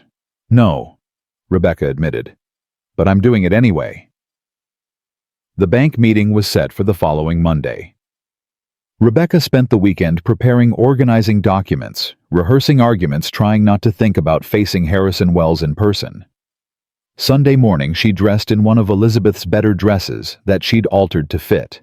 Sullivan had insisted she use whatever she needed from Elizabeth's wardrobe, but it still felt strange wearing another woman's clothes. "You look good," Sullivan said when she emerged. "I look like I'm wearing a dead woman's dress," Rebecca replied. "You look like you're ready to fight," Sullivan corrected. "That's what matters." They left Sarah with Martha, who'd volunteered without being asked. The ride to Fort Benton took 2 hours, giving Rebecca plenty of time to second-guess every decision she'd made. "Stop it," Sullivan said. "Stop what?" "Whatever you're thinking that's making you grip that saddle like it's going to buck you off." Rebecca forced herself to relax. "I'm fine." "You're terrified," Sullivan said bluntly. "So am I. But we're doing this anyway." The honesty helped. Rebecca nodded, straightening her spine. "Together." "Together," Sullivan agreed. The bank was an imposing brick building in the center of Fort Benton. Sullivan helped Rebecca dismount, his hand lingering on her waist a moment longer than necessary. "Ready?" he asked. "No," Rebecca replied. "Let's go anyway." They walked into the bank together, and whatever happened next, they'd face it side by side. Harrison Wells stood when they entered the boardroom, his smile razor sharp. 5 other men sat around the mahogany table, the bank's board of directors. Rebecca recognized 2 of them from the crowd that had come to Sullivan's ranch. "James," Wells said smoothly. "So good of you to come. And you brought Mrs. Carter. How unexpected." "Mrs. Carter manages my accounts," Sullivan replied, his voice flat. "Seemed appropriate to bring my accountant to a financial meeting." Wells's smile didn't waver, but something ugly flickered in his eyes. "Of course. Please sit." Rebecca took the chair Sullivan pulled out for her, setting her leather folder on the table with deliberate care. Inside were copies of every document she'd organized: invoices, payments received, projected revenues. She'd spent 2 days preparing for this moment. "Gentlemen," Wells began addressing the board, "we're here to discuss the Sullivan timber account, specifically concerns about Mr. Sullivan's ability to meet his financial obligations, given certain lifestyle changes." "Be specific, Harrison," one of the board members said, Nathan Crawford, owner of the general store. "What lifestyle changes?" "Mr. Sullivan has taken in a woman of questionable reputation," Wells said. "A woman blamed for the deaths of 15 men at Silver Creek. A woman with a bastard child and no visible means of support." Rebecca's face burned, but she kept her expression neutral. Sullivan's hand clenched on the table beside her. "Mrs. Carter is my employee," Sullivan said coldly. "Her reputation is none of your business." "It becomes our business when it affects your judgment," Wells countered. "You're supporting 2 additional people on an income that was already stretched thin. The bank has concerns about—" "The bank has concerns, or you have concerns," Rebecca interrupted. Every head turned toward her. Wells's expression hardened. "Excuse me," he said. Rebecca opened her folder, pulling out a sheet of paper. According to these records, Sullivan Timber has paid every loan installment on time for the past 10 years. The account has never been delinquent, not once. She slid the paper across the table to Crawford. In fact, Mr. Sullivan has paid early on 3 occasions. Crawford studied the document, his eyebrows rising. This is accurate. Verified with the bank's own records, Rebecca confirmed. She produced another sheet. Furthermore, Sullivan Timber currently has $1,400 in collected receivables from the past 2 weeks alone. The business is financially sound. Past performance doesn't guarantee future results, Wells said sharply, especially when poor decisions affect— What poor decisions? Rebecca interrupted again. Hiring an accountant who actually organizes the books. Collecting on debts that were 6 months overdue. Increasing operational efficiency. Taking in a woman with a curse. There's no such thing as curses, Mr. Wells, Rebecca said, her voice ice.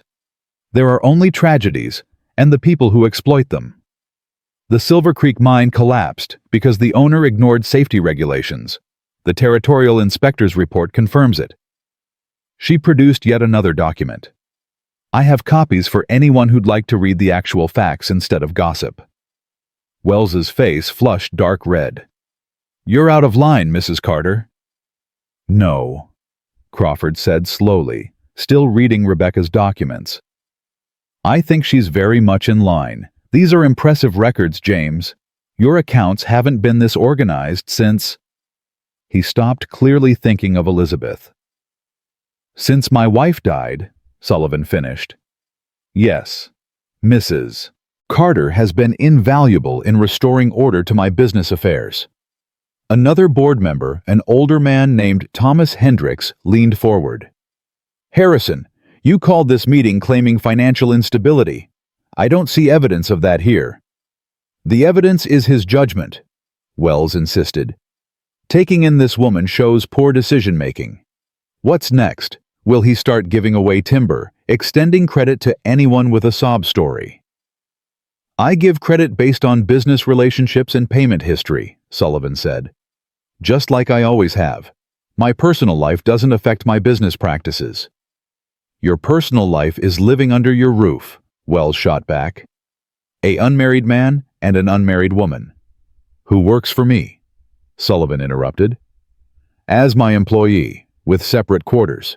Any suggestion otherwise is slander, Harrison, and I'll sue you for it. The threat hung in the air. Wells's smile turned vicious. Sue me with what money, James? You're barely scraping by as it is. One bad season, one equipment failure, and you're done. Actually, Caleb Dixon said from the doorway. Everyone turned. Rebecca hadn't heard him arrive, but there he stood with his lawyer's satchel and Martha Dixon beside him. What is the meaning of this? Wells demanded. This is a closed meeting. Not anymore, Martha said crisply, walking to the table. We have information the board needs to hear. About you, Harrison. Wells's face went from red to purple. Get out, both of you. Sit down, Harrison, Crawford said quietly. Let's hear what they have to say. Caleb opened his satchel, producing a thick folder. For the past 6 months, I've been investigating certain irregularities in bank operations, specifically Mr. Wells's handling of accounts he has personal interest in acquiring. This is outrageous, Wells started. Quiet, Hendricks said sharply. Continue, Mr. Dixon. Caleb spread documents across the table. Mr. Wells has been systematically targeting businesses he wants to acquire. He delays loan approvals for their competitors, creating artificial advantages. He bribes the county assessor to devalue properties he's interested in. And in Mr. Sullivan's case, he's been deliberately interfering with client payments. That's a lie, Wells said, but his voice shook. Is it? Caleb pointed to a document. This is a letter from Richardson Lumber. They were instructed by you to delay payment to Sullivan Timber for 6 months. In exchange, you promised them favorable loan terms for their expansion. Crawford snatched up the letter, reading quickly. His expression darkened. Harrison, that's out of context.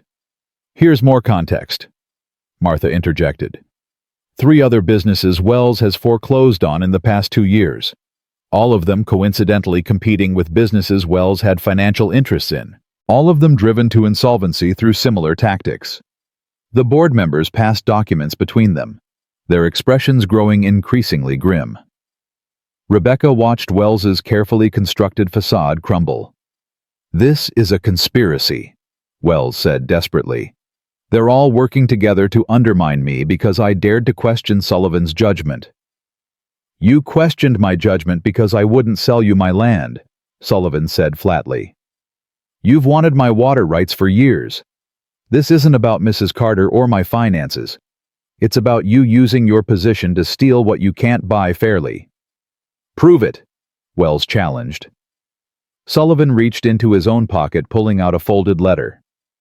This is from you, dated 3 weeks ago, before Mrs. Carter ever arrived at my ranch. He read aloud.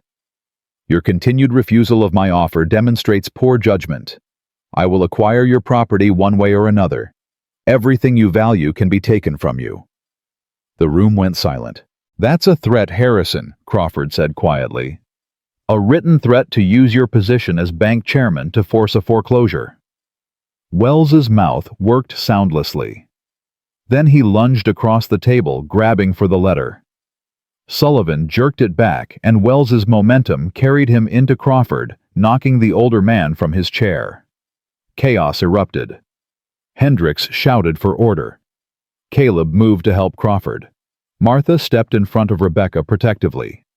And Sullivan grabbed Wells by the collar, slamming him back into his chair. Touch her, Sullivan said softly, dangerously, and I'll break your jaw. James? Crawford said shakily, accepting Caleb's help to stand. Let him go. Sullivan released Wells slowly, his eyes never leaving the banker's face. Wells slumped in his chair, his expensive suit rumpled, his carefully groomed hair disheveled. I want him removed from this board, Crawford said to the other members. Immediately. And I want a full audit of every account he's touched in the past 5 years. Seconded, Hendricks said. Thirded, another board member added. Wells looked around the table, seeing nothing but condemnation. You're all making a mistake. Sullivan is... Done with you, Sullivan interrupted. We all are. Crawford turned to Sullivan and Rebecca. I apologize for this meeting. It was called under false pretenses. Your account is in good standing, James, and Mrs. Carter. He nodded respectfully. Your work speaks for itself. James is lucky to have you. Rebecca managed to nod, her throat too tight to speak. They left the bank in a daze. The afternoon sun was too bright after the dim boardroom. Rebecca's hands shook as Sullivan helped her onto the horse. You all right? He asked quietly. I don't know, Rebecca admitted. Is it really over? With Wells, yes. Sullivan swung up behind her. But there'll be talk. Today won't change everyone's mind about you. I know. Rebecca leaned back slightly, letting herself rest against Sullivan's solid warmth. But it's a start. They rode in silence for several minutes before Sullivan spoke again. What you did in there, the way you fought back, that was remarkable. I was terrified, Rebecca confessed. You didn't show it, Sullivan replied. You stood your ground against a man who's destroyed better people than us. That takes courage. Or stupidity, Rebecca said, but she felt warmth spread through her chest at the praise. There's a fine line between the two, Sullivan agreed, but I'm glad you crossed it. They collected Sarah from Martha's house. The baby had been fed and changed and was drowsy with contentment. Martha handed her over with a knowing look. Heard it went well, she said. News travels fast, Sullivan observed. Crawford stopped by on his way home, Martha replied. Said you two put on quite a show. She looked at Rebecca. Said you've got spine girl. High praise from Nathan Crawford. Rebecca felt her cheeks warm. I just presented facts. You presented them to a room full of men trying to intimidate you. Martha corrected. That's different. That's bravery. After they left, Martha's Sullivan didn't head straight home. Instead, he turned the horse toward the creek that ran through his property.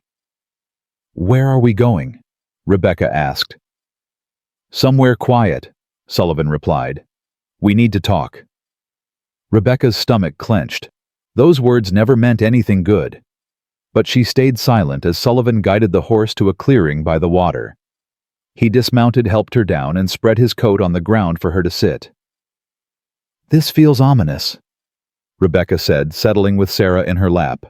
Sullivan sat beside her close enough that their shoulders almost touched. It's not. He stopped, seeming to struggle for words. Today changed things.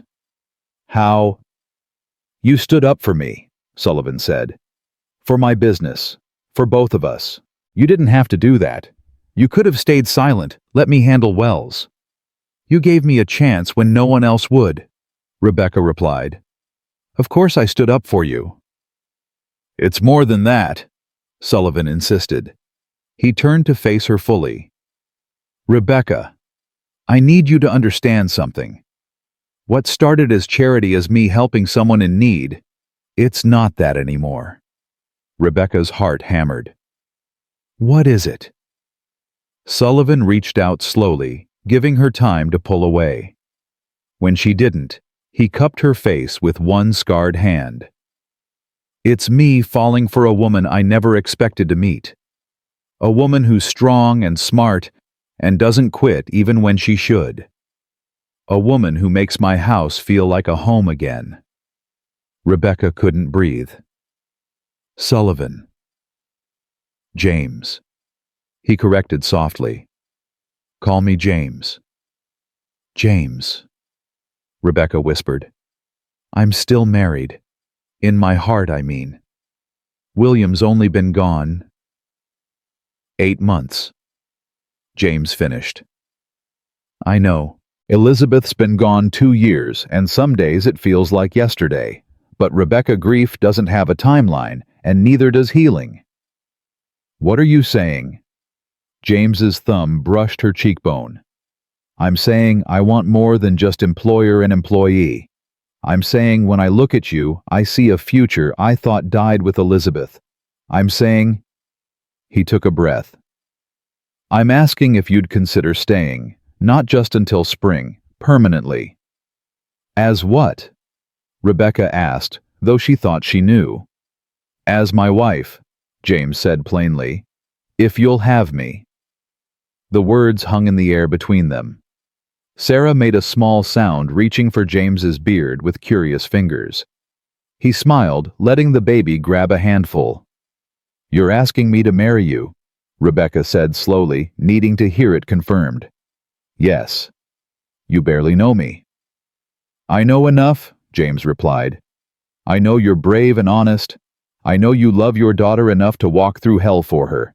I know you make my coffee too weak and burn toast half the time, but you're trying. I know... His voice roughened. I know that when you're in the house I don't feel so alone anymore.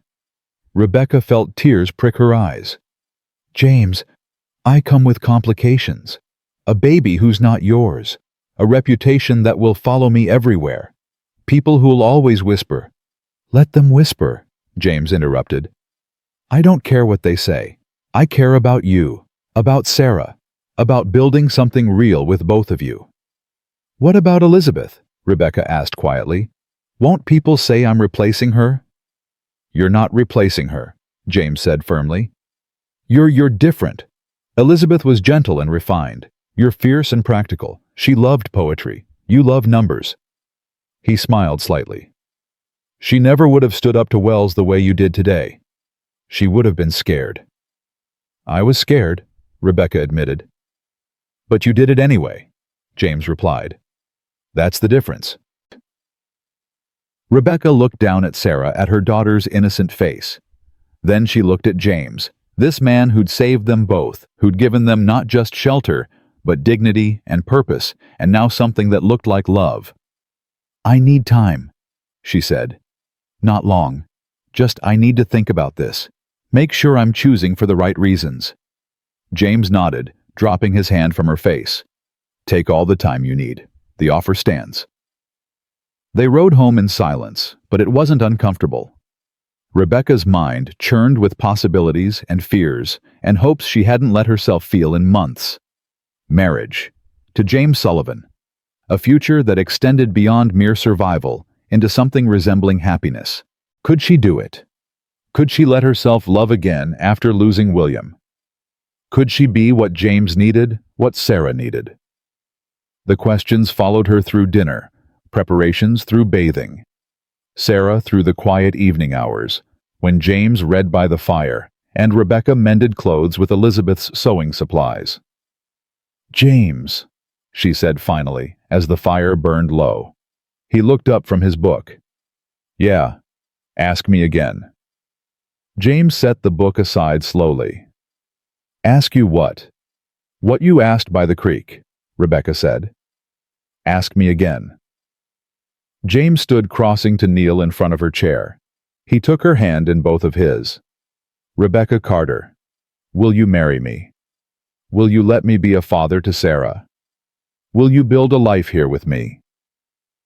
Rebecca looked into his gray eyes and saw everything she'd been afraid to hope for. Security. Partnership. Love. "Yes," she whispered. James's face transformed, years of grief falling away as he smiled. Really smiled. "Yes. Yes," Rebecca confirmed, laughing through sudden tears. "I'll marry you." James pulled her into his arms, careful not to crush her against him.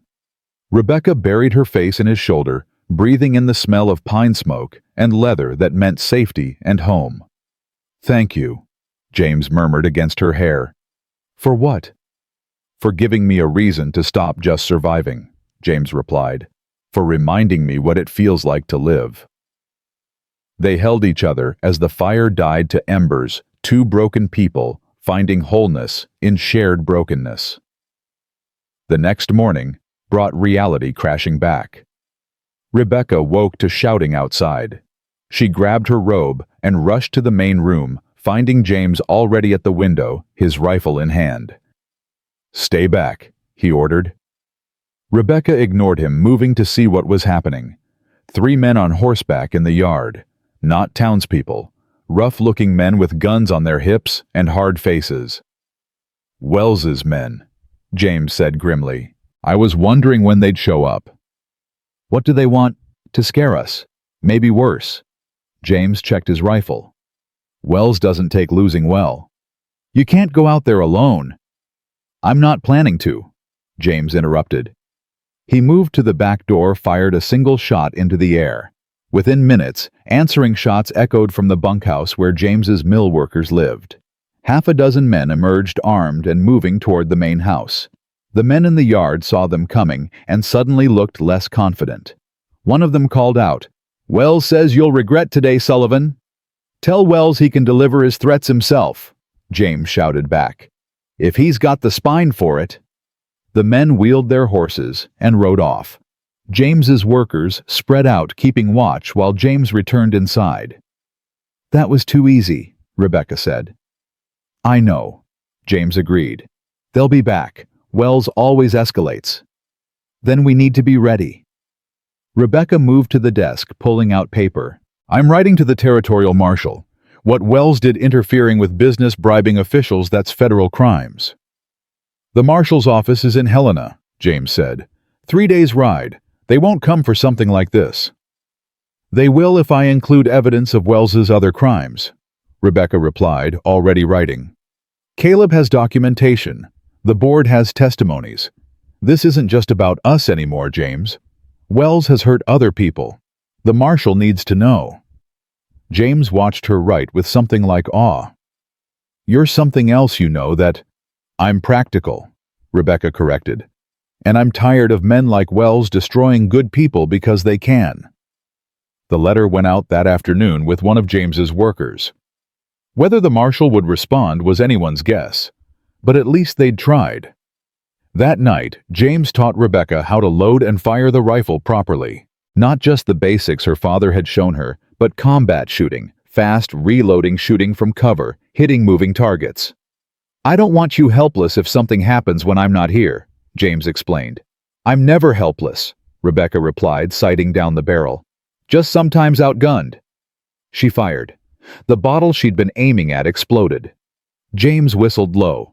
"Your father taught you well. He said a woman in frontier territory needed to defend herself," Rebecca replied. "He was right." They practiced until full dark, until Rebecca could load and fire without thinking. James's workers watched from the bunkhouse, and Rebecca saw approval on their faces. She was earning her place here, proving she belonged. 2 days later, Reverend Michaels returned. This time he came alone on foot, without the hostile crowd. Rebecca answered the door warily. "Mrs. Carter," he said, removing his hat. "May I speak with you?" "About what?" "About my conscience." Michaels replied quietly. "May I come in?" Rebecca hesitated, then stepped back. James was at the mill. She was alone with Sarah. But something in Michael's expression seemed genuine. "Say what you came to say," she told him. Michaels twisted his hat in his hands. "I owe you an apology. Several apologies. He stopped, seeming to gather courage. "I let gossip guide my judgment. I preached about you without knowing you. I suggested you leave Fort Benton when you needed help most. That wasn't Christian. That was cowardice." Rebecca stared at him. "What changed your mind?" "Martha Dixon," Michaels admitted. "She came to my church, told me about the mine inspector's report, about Wells's manipulation, about how I'd been used to hurt innocent people." He met Rebecca's eyes. "She was right. I was wrong. I'm sorry." The apology was so unexpected that Rebecca didn't know how to respond. "I thank you. There's more," Michaels continued. "I'd like to perform your wedding, to Mr. Sullivan, if you'll allow it." "You know about that?" "Small town," Michaels said with a slight smile. "And I'd like to make amends by officiating, to show the community that I support this union, that you're welcome here." Rebecca's throat tightened. "That would mean a lot." "Then consider it done," Michaels said. "And Mrs. Carter, for what it's worth, you're going to make a fine wife for James Sullivan. He needs someone with your strength." After Michaels left, Rebecca sat with Sarah and cried. Not from sadness, but from the overwhelming relief of being seen, of being acknowledged, of being welcomed instead of shunned. When James came home that evening, she told him about Michael's visit. James listened without interrupting, his expression unreadable. "So, we have a preacher," he said finally. "If you want to wait—" "I don't," James interrupted. "Why wait?" "You already said yes. Sarah's already my daughter in every way that matters. Let's make it official." "When?" James pulled her close, kissing her forehead. "How about Sunday?" Rebecca laughed despite herself. "That's 3 days away." "Is that a problem?" "No." Rebecca admitted. "No, it's not a problem." They were married on Sunday in James's living room. Martha stood as witness. Caleb handled the legal paperwork. James's workers attended, along with a surprising number of townspeople who'd heard about the wedding and wanted to show support. Rebecca wore Elizabeth's wedding dress altered to fit. James wore his best suit, the one he'd worn to Elizabeth's funeral 2 years ago. It should have felt morbid, all these connections to his dead wife. Instead, it felt right, like Elizabeth was giving her blessing. "Do you, Rebecca Marie Carter, take James Patrick Sullivan to be your lawfully wedded husband?" Michaels asked. "I do," Rebecca said clearly. "Do you, James Patrick Sullivan, take Rebecca Marie Carter to be your lawfully wedded wife?" "I do," James replied, his voice rough with emotion.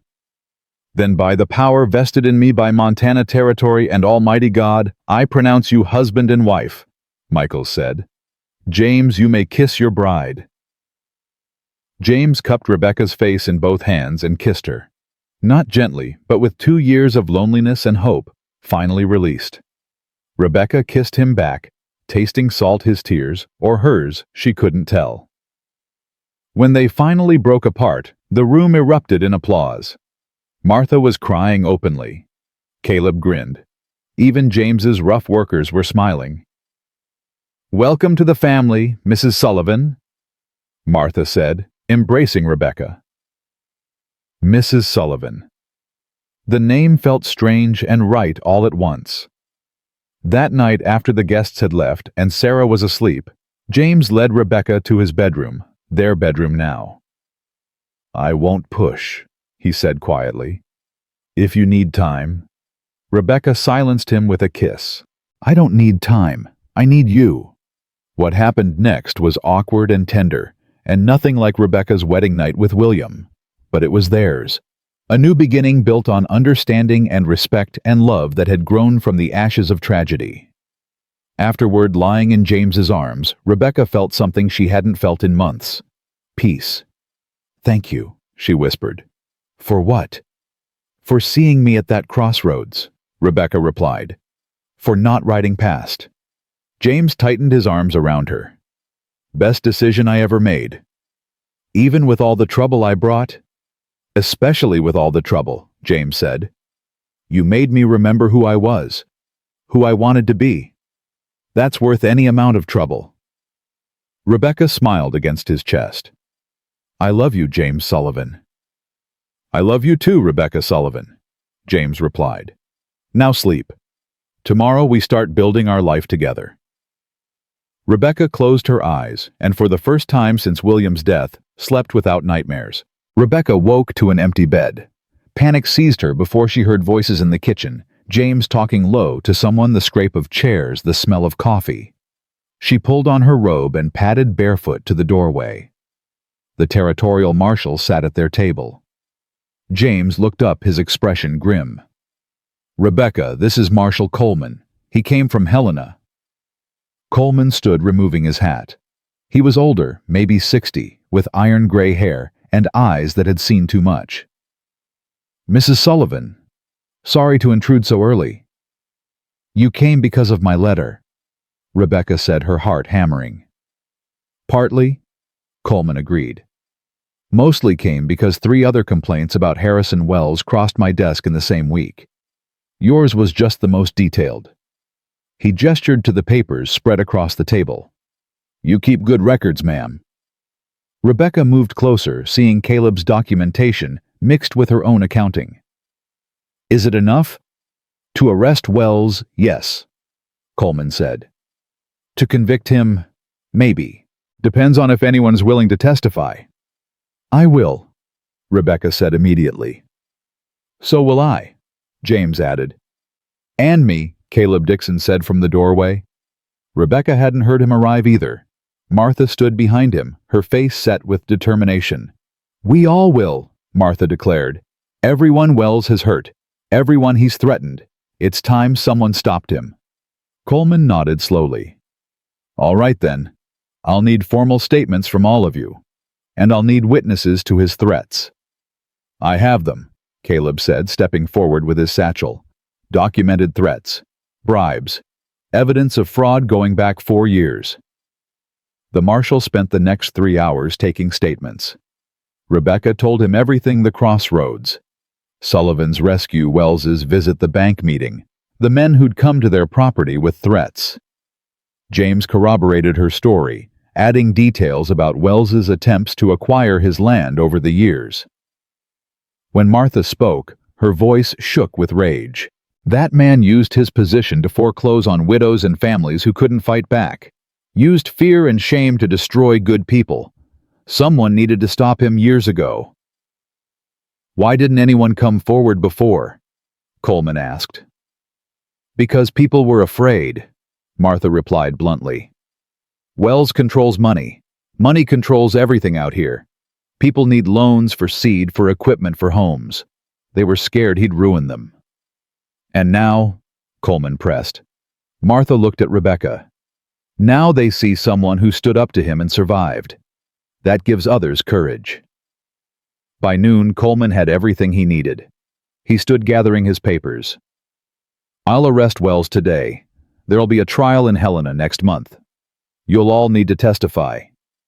"We'll be there," James promised. After Coleman left, Rebecca sank into a chair exhausted. "Is it really over?" "Not yet," James said quietly. "Arrest isn't conviction, and Wells has money. He'll hire lawyers, fight this every step. Then we fight back," Rebecca replied. "We don't quit now." James smiled, tired but genuine. "No, we don't quit." The news of Wells's arrest spread through Fort Benton like wildfire. That evening, wagons started arriving at the Sullivan Ranch, people Rebecca had never met.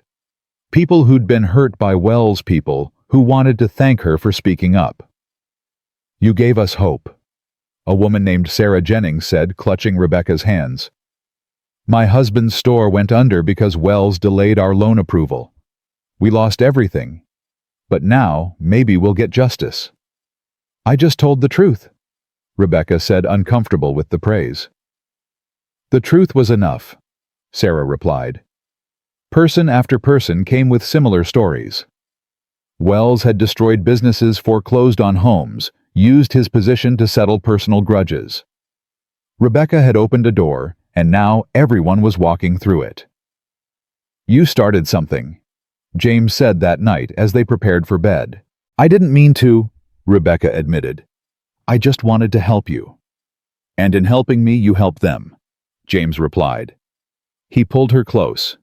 "You're remarkable, Rebecca Sullivan." "Stop saying that," Rebecca protested, but she was smiling. "Never," James promised, kissing her forehead. "Get used to being remarkable. It's who you are." 3 days later, another visitor arrived. A woman Rebecca didn't recognize, young and heavily pregnant, riding a wagon with 2 small children. "Mrs. Sullivan?" the woman called from the yard. Rebecca came to the porch, wiping flour from her hands. "Yes. I'm Catherine Richardson. My husband was in business with Harrison Wells." The woman's voice cracked. "I heard what you did, how you stood up to him. I need to do the same." Rebecca helped Catherine down from the wagon, noting how the woman favored her left side. "Are you hurt?" "My husband hit me," Catherine said flatly. "When he found out I was planning to testify against Wells, said I'd ruin everything he'd worked for." Rebecca's blood ran cold. "Where is he now?" "Drunk at the saloon," Catherine replied. "But he'll come home eventually, and when he does—" She looked at her children, fear naked on her face. "I can't go back there, not with the baby coming." "You won't," Rebecca said firmly. She called to James, who was working in the barn. "We have a guest, Catherine Richardson and her children. They'll be staying with us." James took one look at Catherine's bruised face and nodded. "I'll get rooms ready in the bunkhouse. My workers won't mind bunking together for a while." "Thank you," Catherine whispered. "I didn't know where else to go. Everyone else is too afraid." "They're not afraid here," Rebecca interrupted gently. "You're safe now." But making that promise proved harder than Rebecca expected. That night, Thomas Richardson rode up to the house drunk and furious. "Where's my wife?" he bellowed from the yard. James stepped onto the porch, rifle in hand.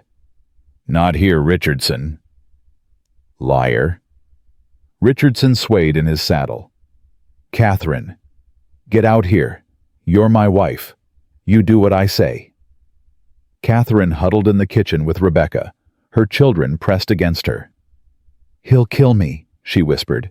"If he gets me alone, he'll kill me." "He won't touch you," Rebecca promised. She handed Sarah to Catherine. "Stay here. Don't come out no matter what you hear." "Rebecca," Catherine started. But Rebecca was already moving to the porch, the shotgun from the cabinet in her hands. She positioned herself beside James, the gun aimed at Richardson. "Leave," Rebecca said clearly. "Your wife doesn't want to see you." Richardson's laugh was ugly. "What's she gonna do? Shoot me? Women don't—" Rebecca fired into the ground in front of Richardson's horse. The animal reared, nearly throwing its rider. Richardson grabbed the saddle horn, cursing. "Next shot goes higher," Rebecca said calmly. "Test me if you'd like." Richardson stared at her, shocked sober by the gunshot. "You're crazy." "I'm protective," Rebecca corrected. "Your wife is under my roof. That makes her my responsibility, and I don't let men hurt women, not on my property." "She's my wife." "She's a human being," Rebecca interrupted. "And you're done hurting her. Now leave before I forget I'm a Christian woman and shoot you anyway." Richardson looked between Rebecca and James, seeing no sympathy in either face. "Wells was right about you. You're poison. And you're a coward who beats pregnant women," Rebecca replied. "I'll take poison over that any day." Richardson wheeled his horse and rode off, still cursing. Rebecca lowered the shotgun, her hands shaking now that the danger had passed. "You all right?" James asked quietly. "No," Rebecca admitted. "But I couldn't let him take her. I couldn't." Her voice broke. James took the shotgun, gently setting it aside. Then he pulled Rebecca into his arms. "You did the right thing." "He'll come back," Rebecca said against his chest. "Men like him always do." "Let him try," James replied grimly. "He'll find more than just you and me waiting." James was right. By morning, word had spread about Richardson's attempted retrieval of his wife. And by noon, 6 women had arrived at the ranch, all with stories of husbands or fathers who'd hurt them, all seeking the same protection Catherine had found. "I can't turn them away," Rebecca told James as another wagon pulled up. "I'm not asking you to," James replied. "We'll make room, somehow." The ranch transformed over the next week. James's workers built additional sleeping quarters. Martha organized donations of food and clothing. Caleb drew up legal papers for the women seeking protection from abusive husbands. And Rebecca found herself running an accidental sanctuary for women with nowhere else to go. "You're doing God's work," Reverend Michaels said when he visited, "offering shelter to those in need." "I'm just giving them what someone gave me," Rebecca replied, watching Sarah play with Catherine's children. "A chance." The trial date approached. Marshal Coleman sent word that Wells had hired a team of lawyers from back east.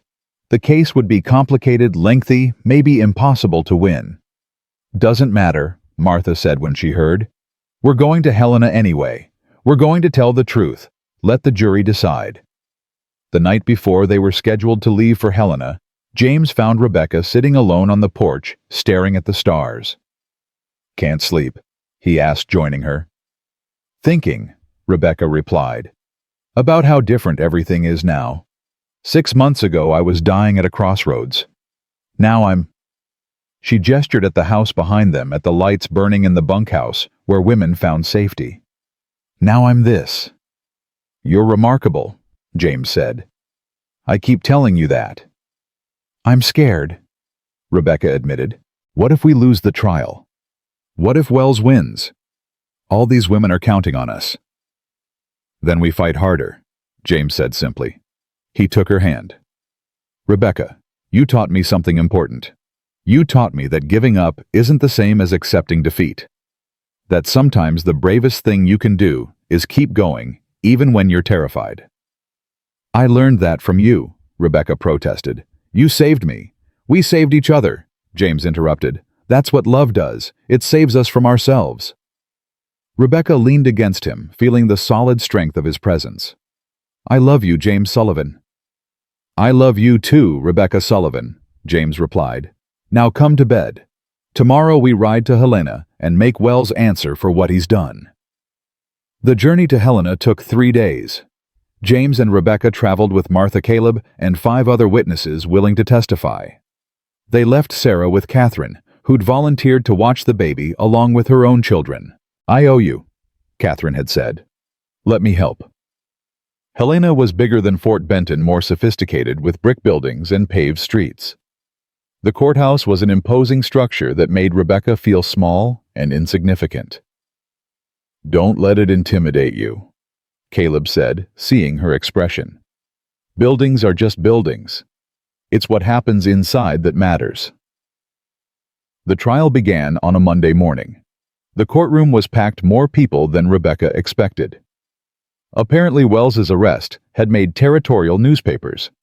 Everyone wanted to see if a small-town banker could be brought down by frontier witnesses. Wells sat at the defense table flanked by 3 expensive lawyers. He looked confident, almost bored, as if this trial was merely an inconvenience. The prosecution called Rebecca first.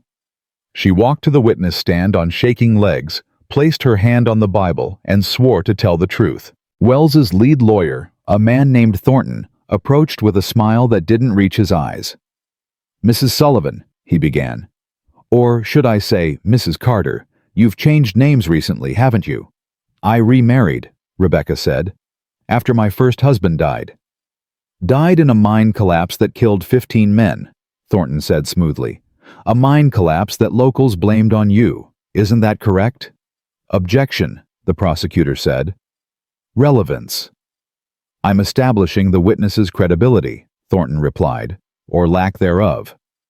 The judge, an older man named Harrison, no relation to Wells, considered. "I'll allow it, but get to your point, counselor." Thornton turned back to Rebecca. "You were blamed for those deaths, weren't you?" "By some people," Rebecca admitted. "Not by the territorial inspector who investigated the collapse and found safety violations by the mine owner." "But the perception existed," Thornton pressed. "People thought you brought bad luck. Death followed you." "People thought many things," Rebecca said, fighting to keep her voice steady. "Most of them wrong." "Yet you don't deny that shortly after you arrived at Mr. Sullivan's ranch, my client began experiencing business difficulties." "Mr. Wells was causing those difficulties long before I arrived," Rebecca replied, "as the financial records show." Thornton smiled. "Ah, yes. The financial records. Prepared by you.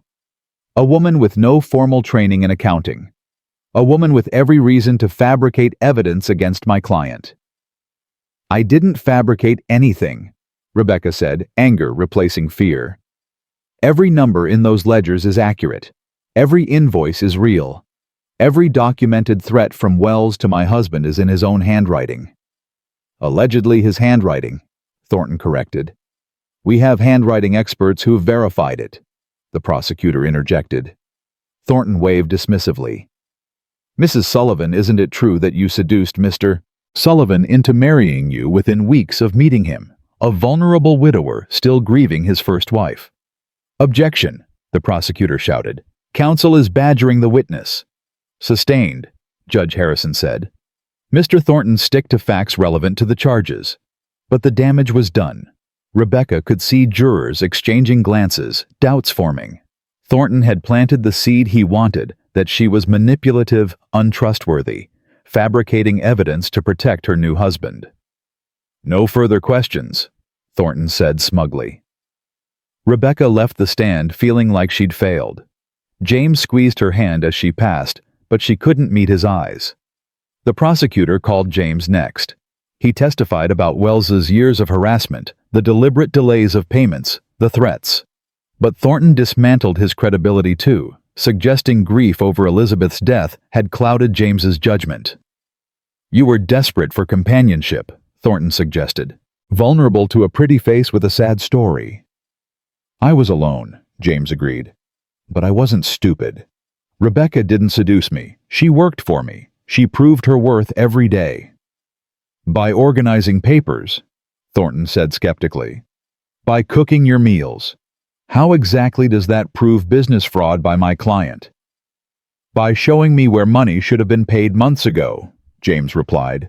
"By tracking patterns of deliberate interference. By giving me documentation to prove Wells was sabotaging my business." "Or by fabricating documentation," Thornton countered. "You have no independent verification of these supposed threats."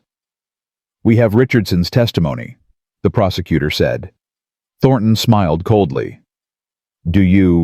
"I believe Mr. Richardson has declined to testify. Something about wanting to put this unpleasantness behind him." Rebecca's stomach dropped. Richardson had been their strongest witness, someone who'd actually participated in Wells's schemes. The prosecutor recovered quickly. "We have other witnesses." Disgruntled business owners with axes to grind. Thornton dismissed. "People my client had to foreclose on for legitimate business reasons. Not a conspiracy counselor. Just unfortunate circumstances." The trial continued for 3 days.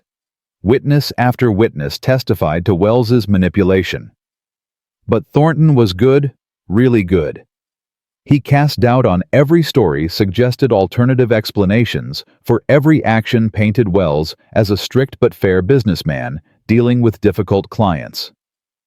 On the 3rd day, the prosecution rested. Rebecca sat beside James, watching Wells's confident expression, and felt hope dying. "We're going to lose," she whispered. "Maybe," James replied. "But we tried. That counts for something." The defense called only 2 witnesses, character witnesses, who praised Wells's business acumen and charitable donations. Then Thornton rested, looking supremely confident. "Closing arguments tomorrow," Judge Harrison announced. Court adjourned. That night, Rebecca couldn't eat. She paced their hotel room, Sarah sleeping in a makeshift cradle, while James watched with concern. "We did everything right," Rebecca said. "We had evidence. We had witnesses. But Thornton made it all look like we were just vindictive people trying to hurt Wells." "That's his job," James said quietly. "To create doubt." "It's working," Rebecca replied bitterly. "I saw the jury's faces. They think I'm a schemer. They think you're a fool. They think Wells is just a businessman doing his job." "Hey," James said, pulling her close. "Whatever happens tomorrow, we stood up. We fought. That matters." "Does it?" Rebecca asked. "If Wells walks free, if he keeps hurting people. Does it matter that we tried?" "Yes," James said firmly. "Because other people will see we tried. And maybe next time they'll try too. You can't change the world all at once, Rebecca. But you can plant seeds." Rebecca wanted to believe him.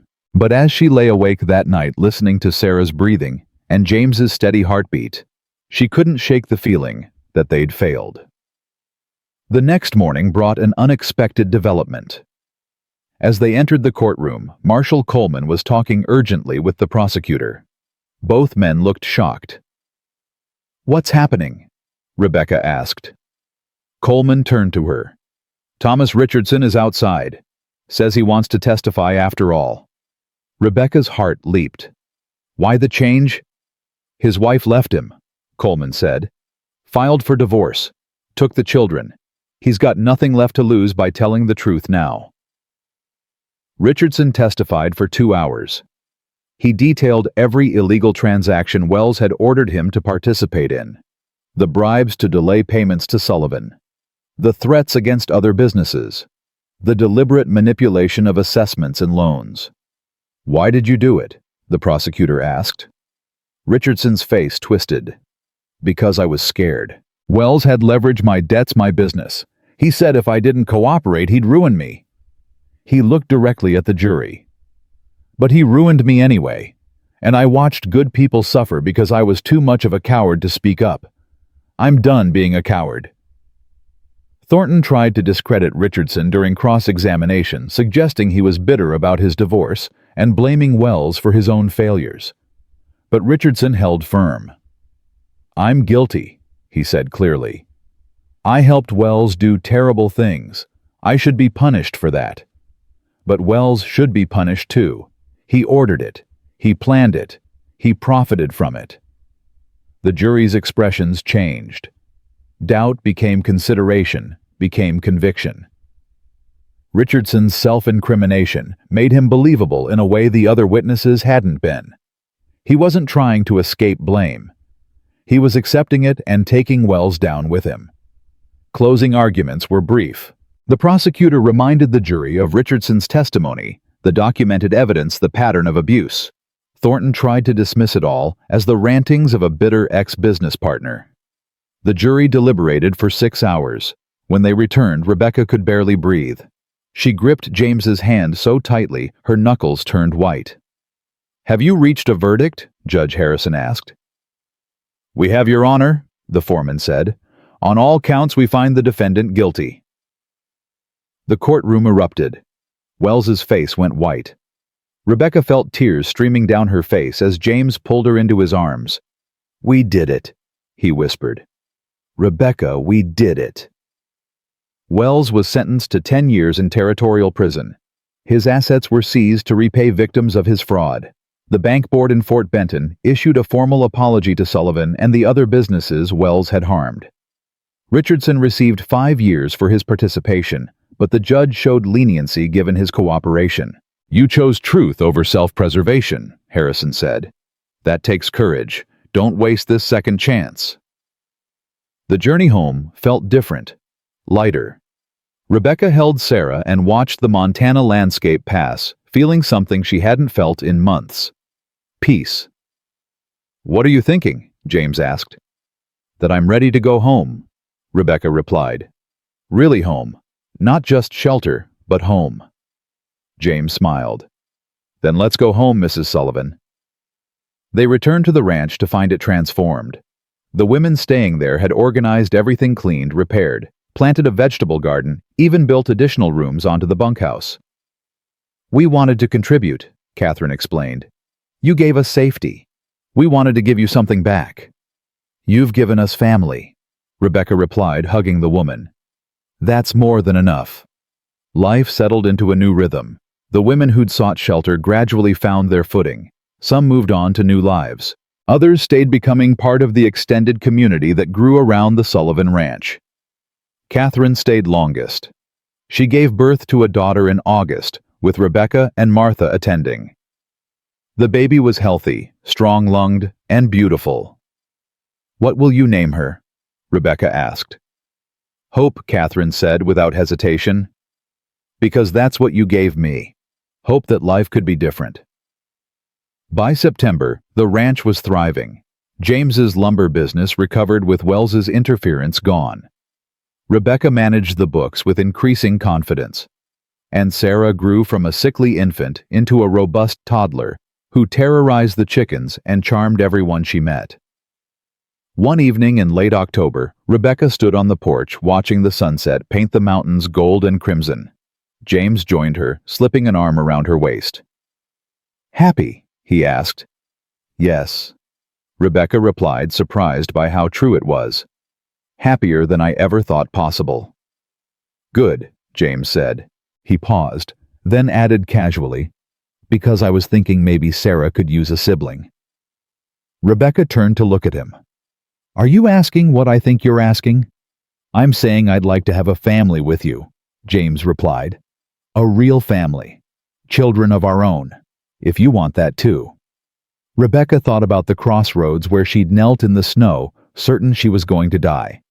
Thought about the journey from despair to this moment, standing on her own porch, safe and loved and wanted.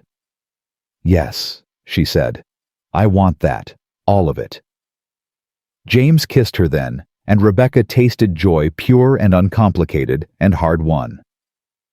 The following spring, Rebecca gave birth to a son.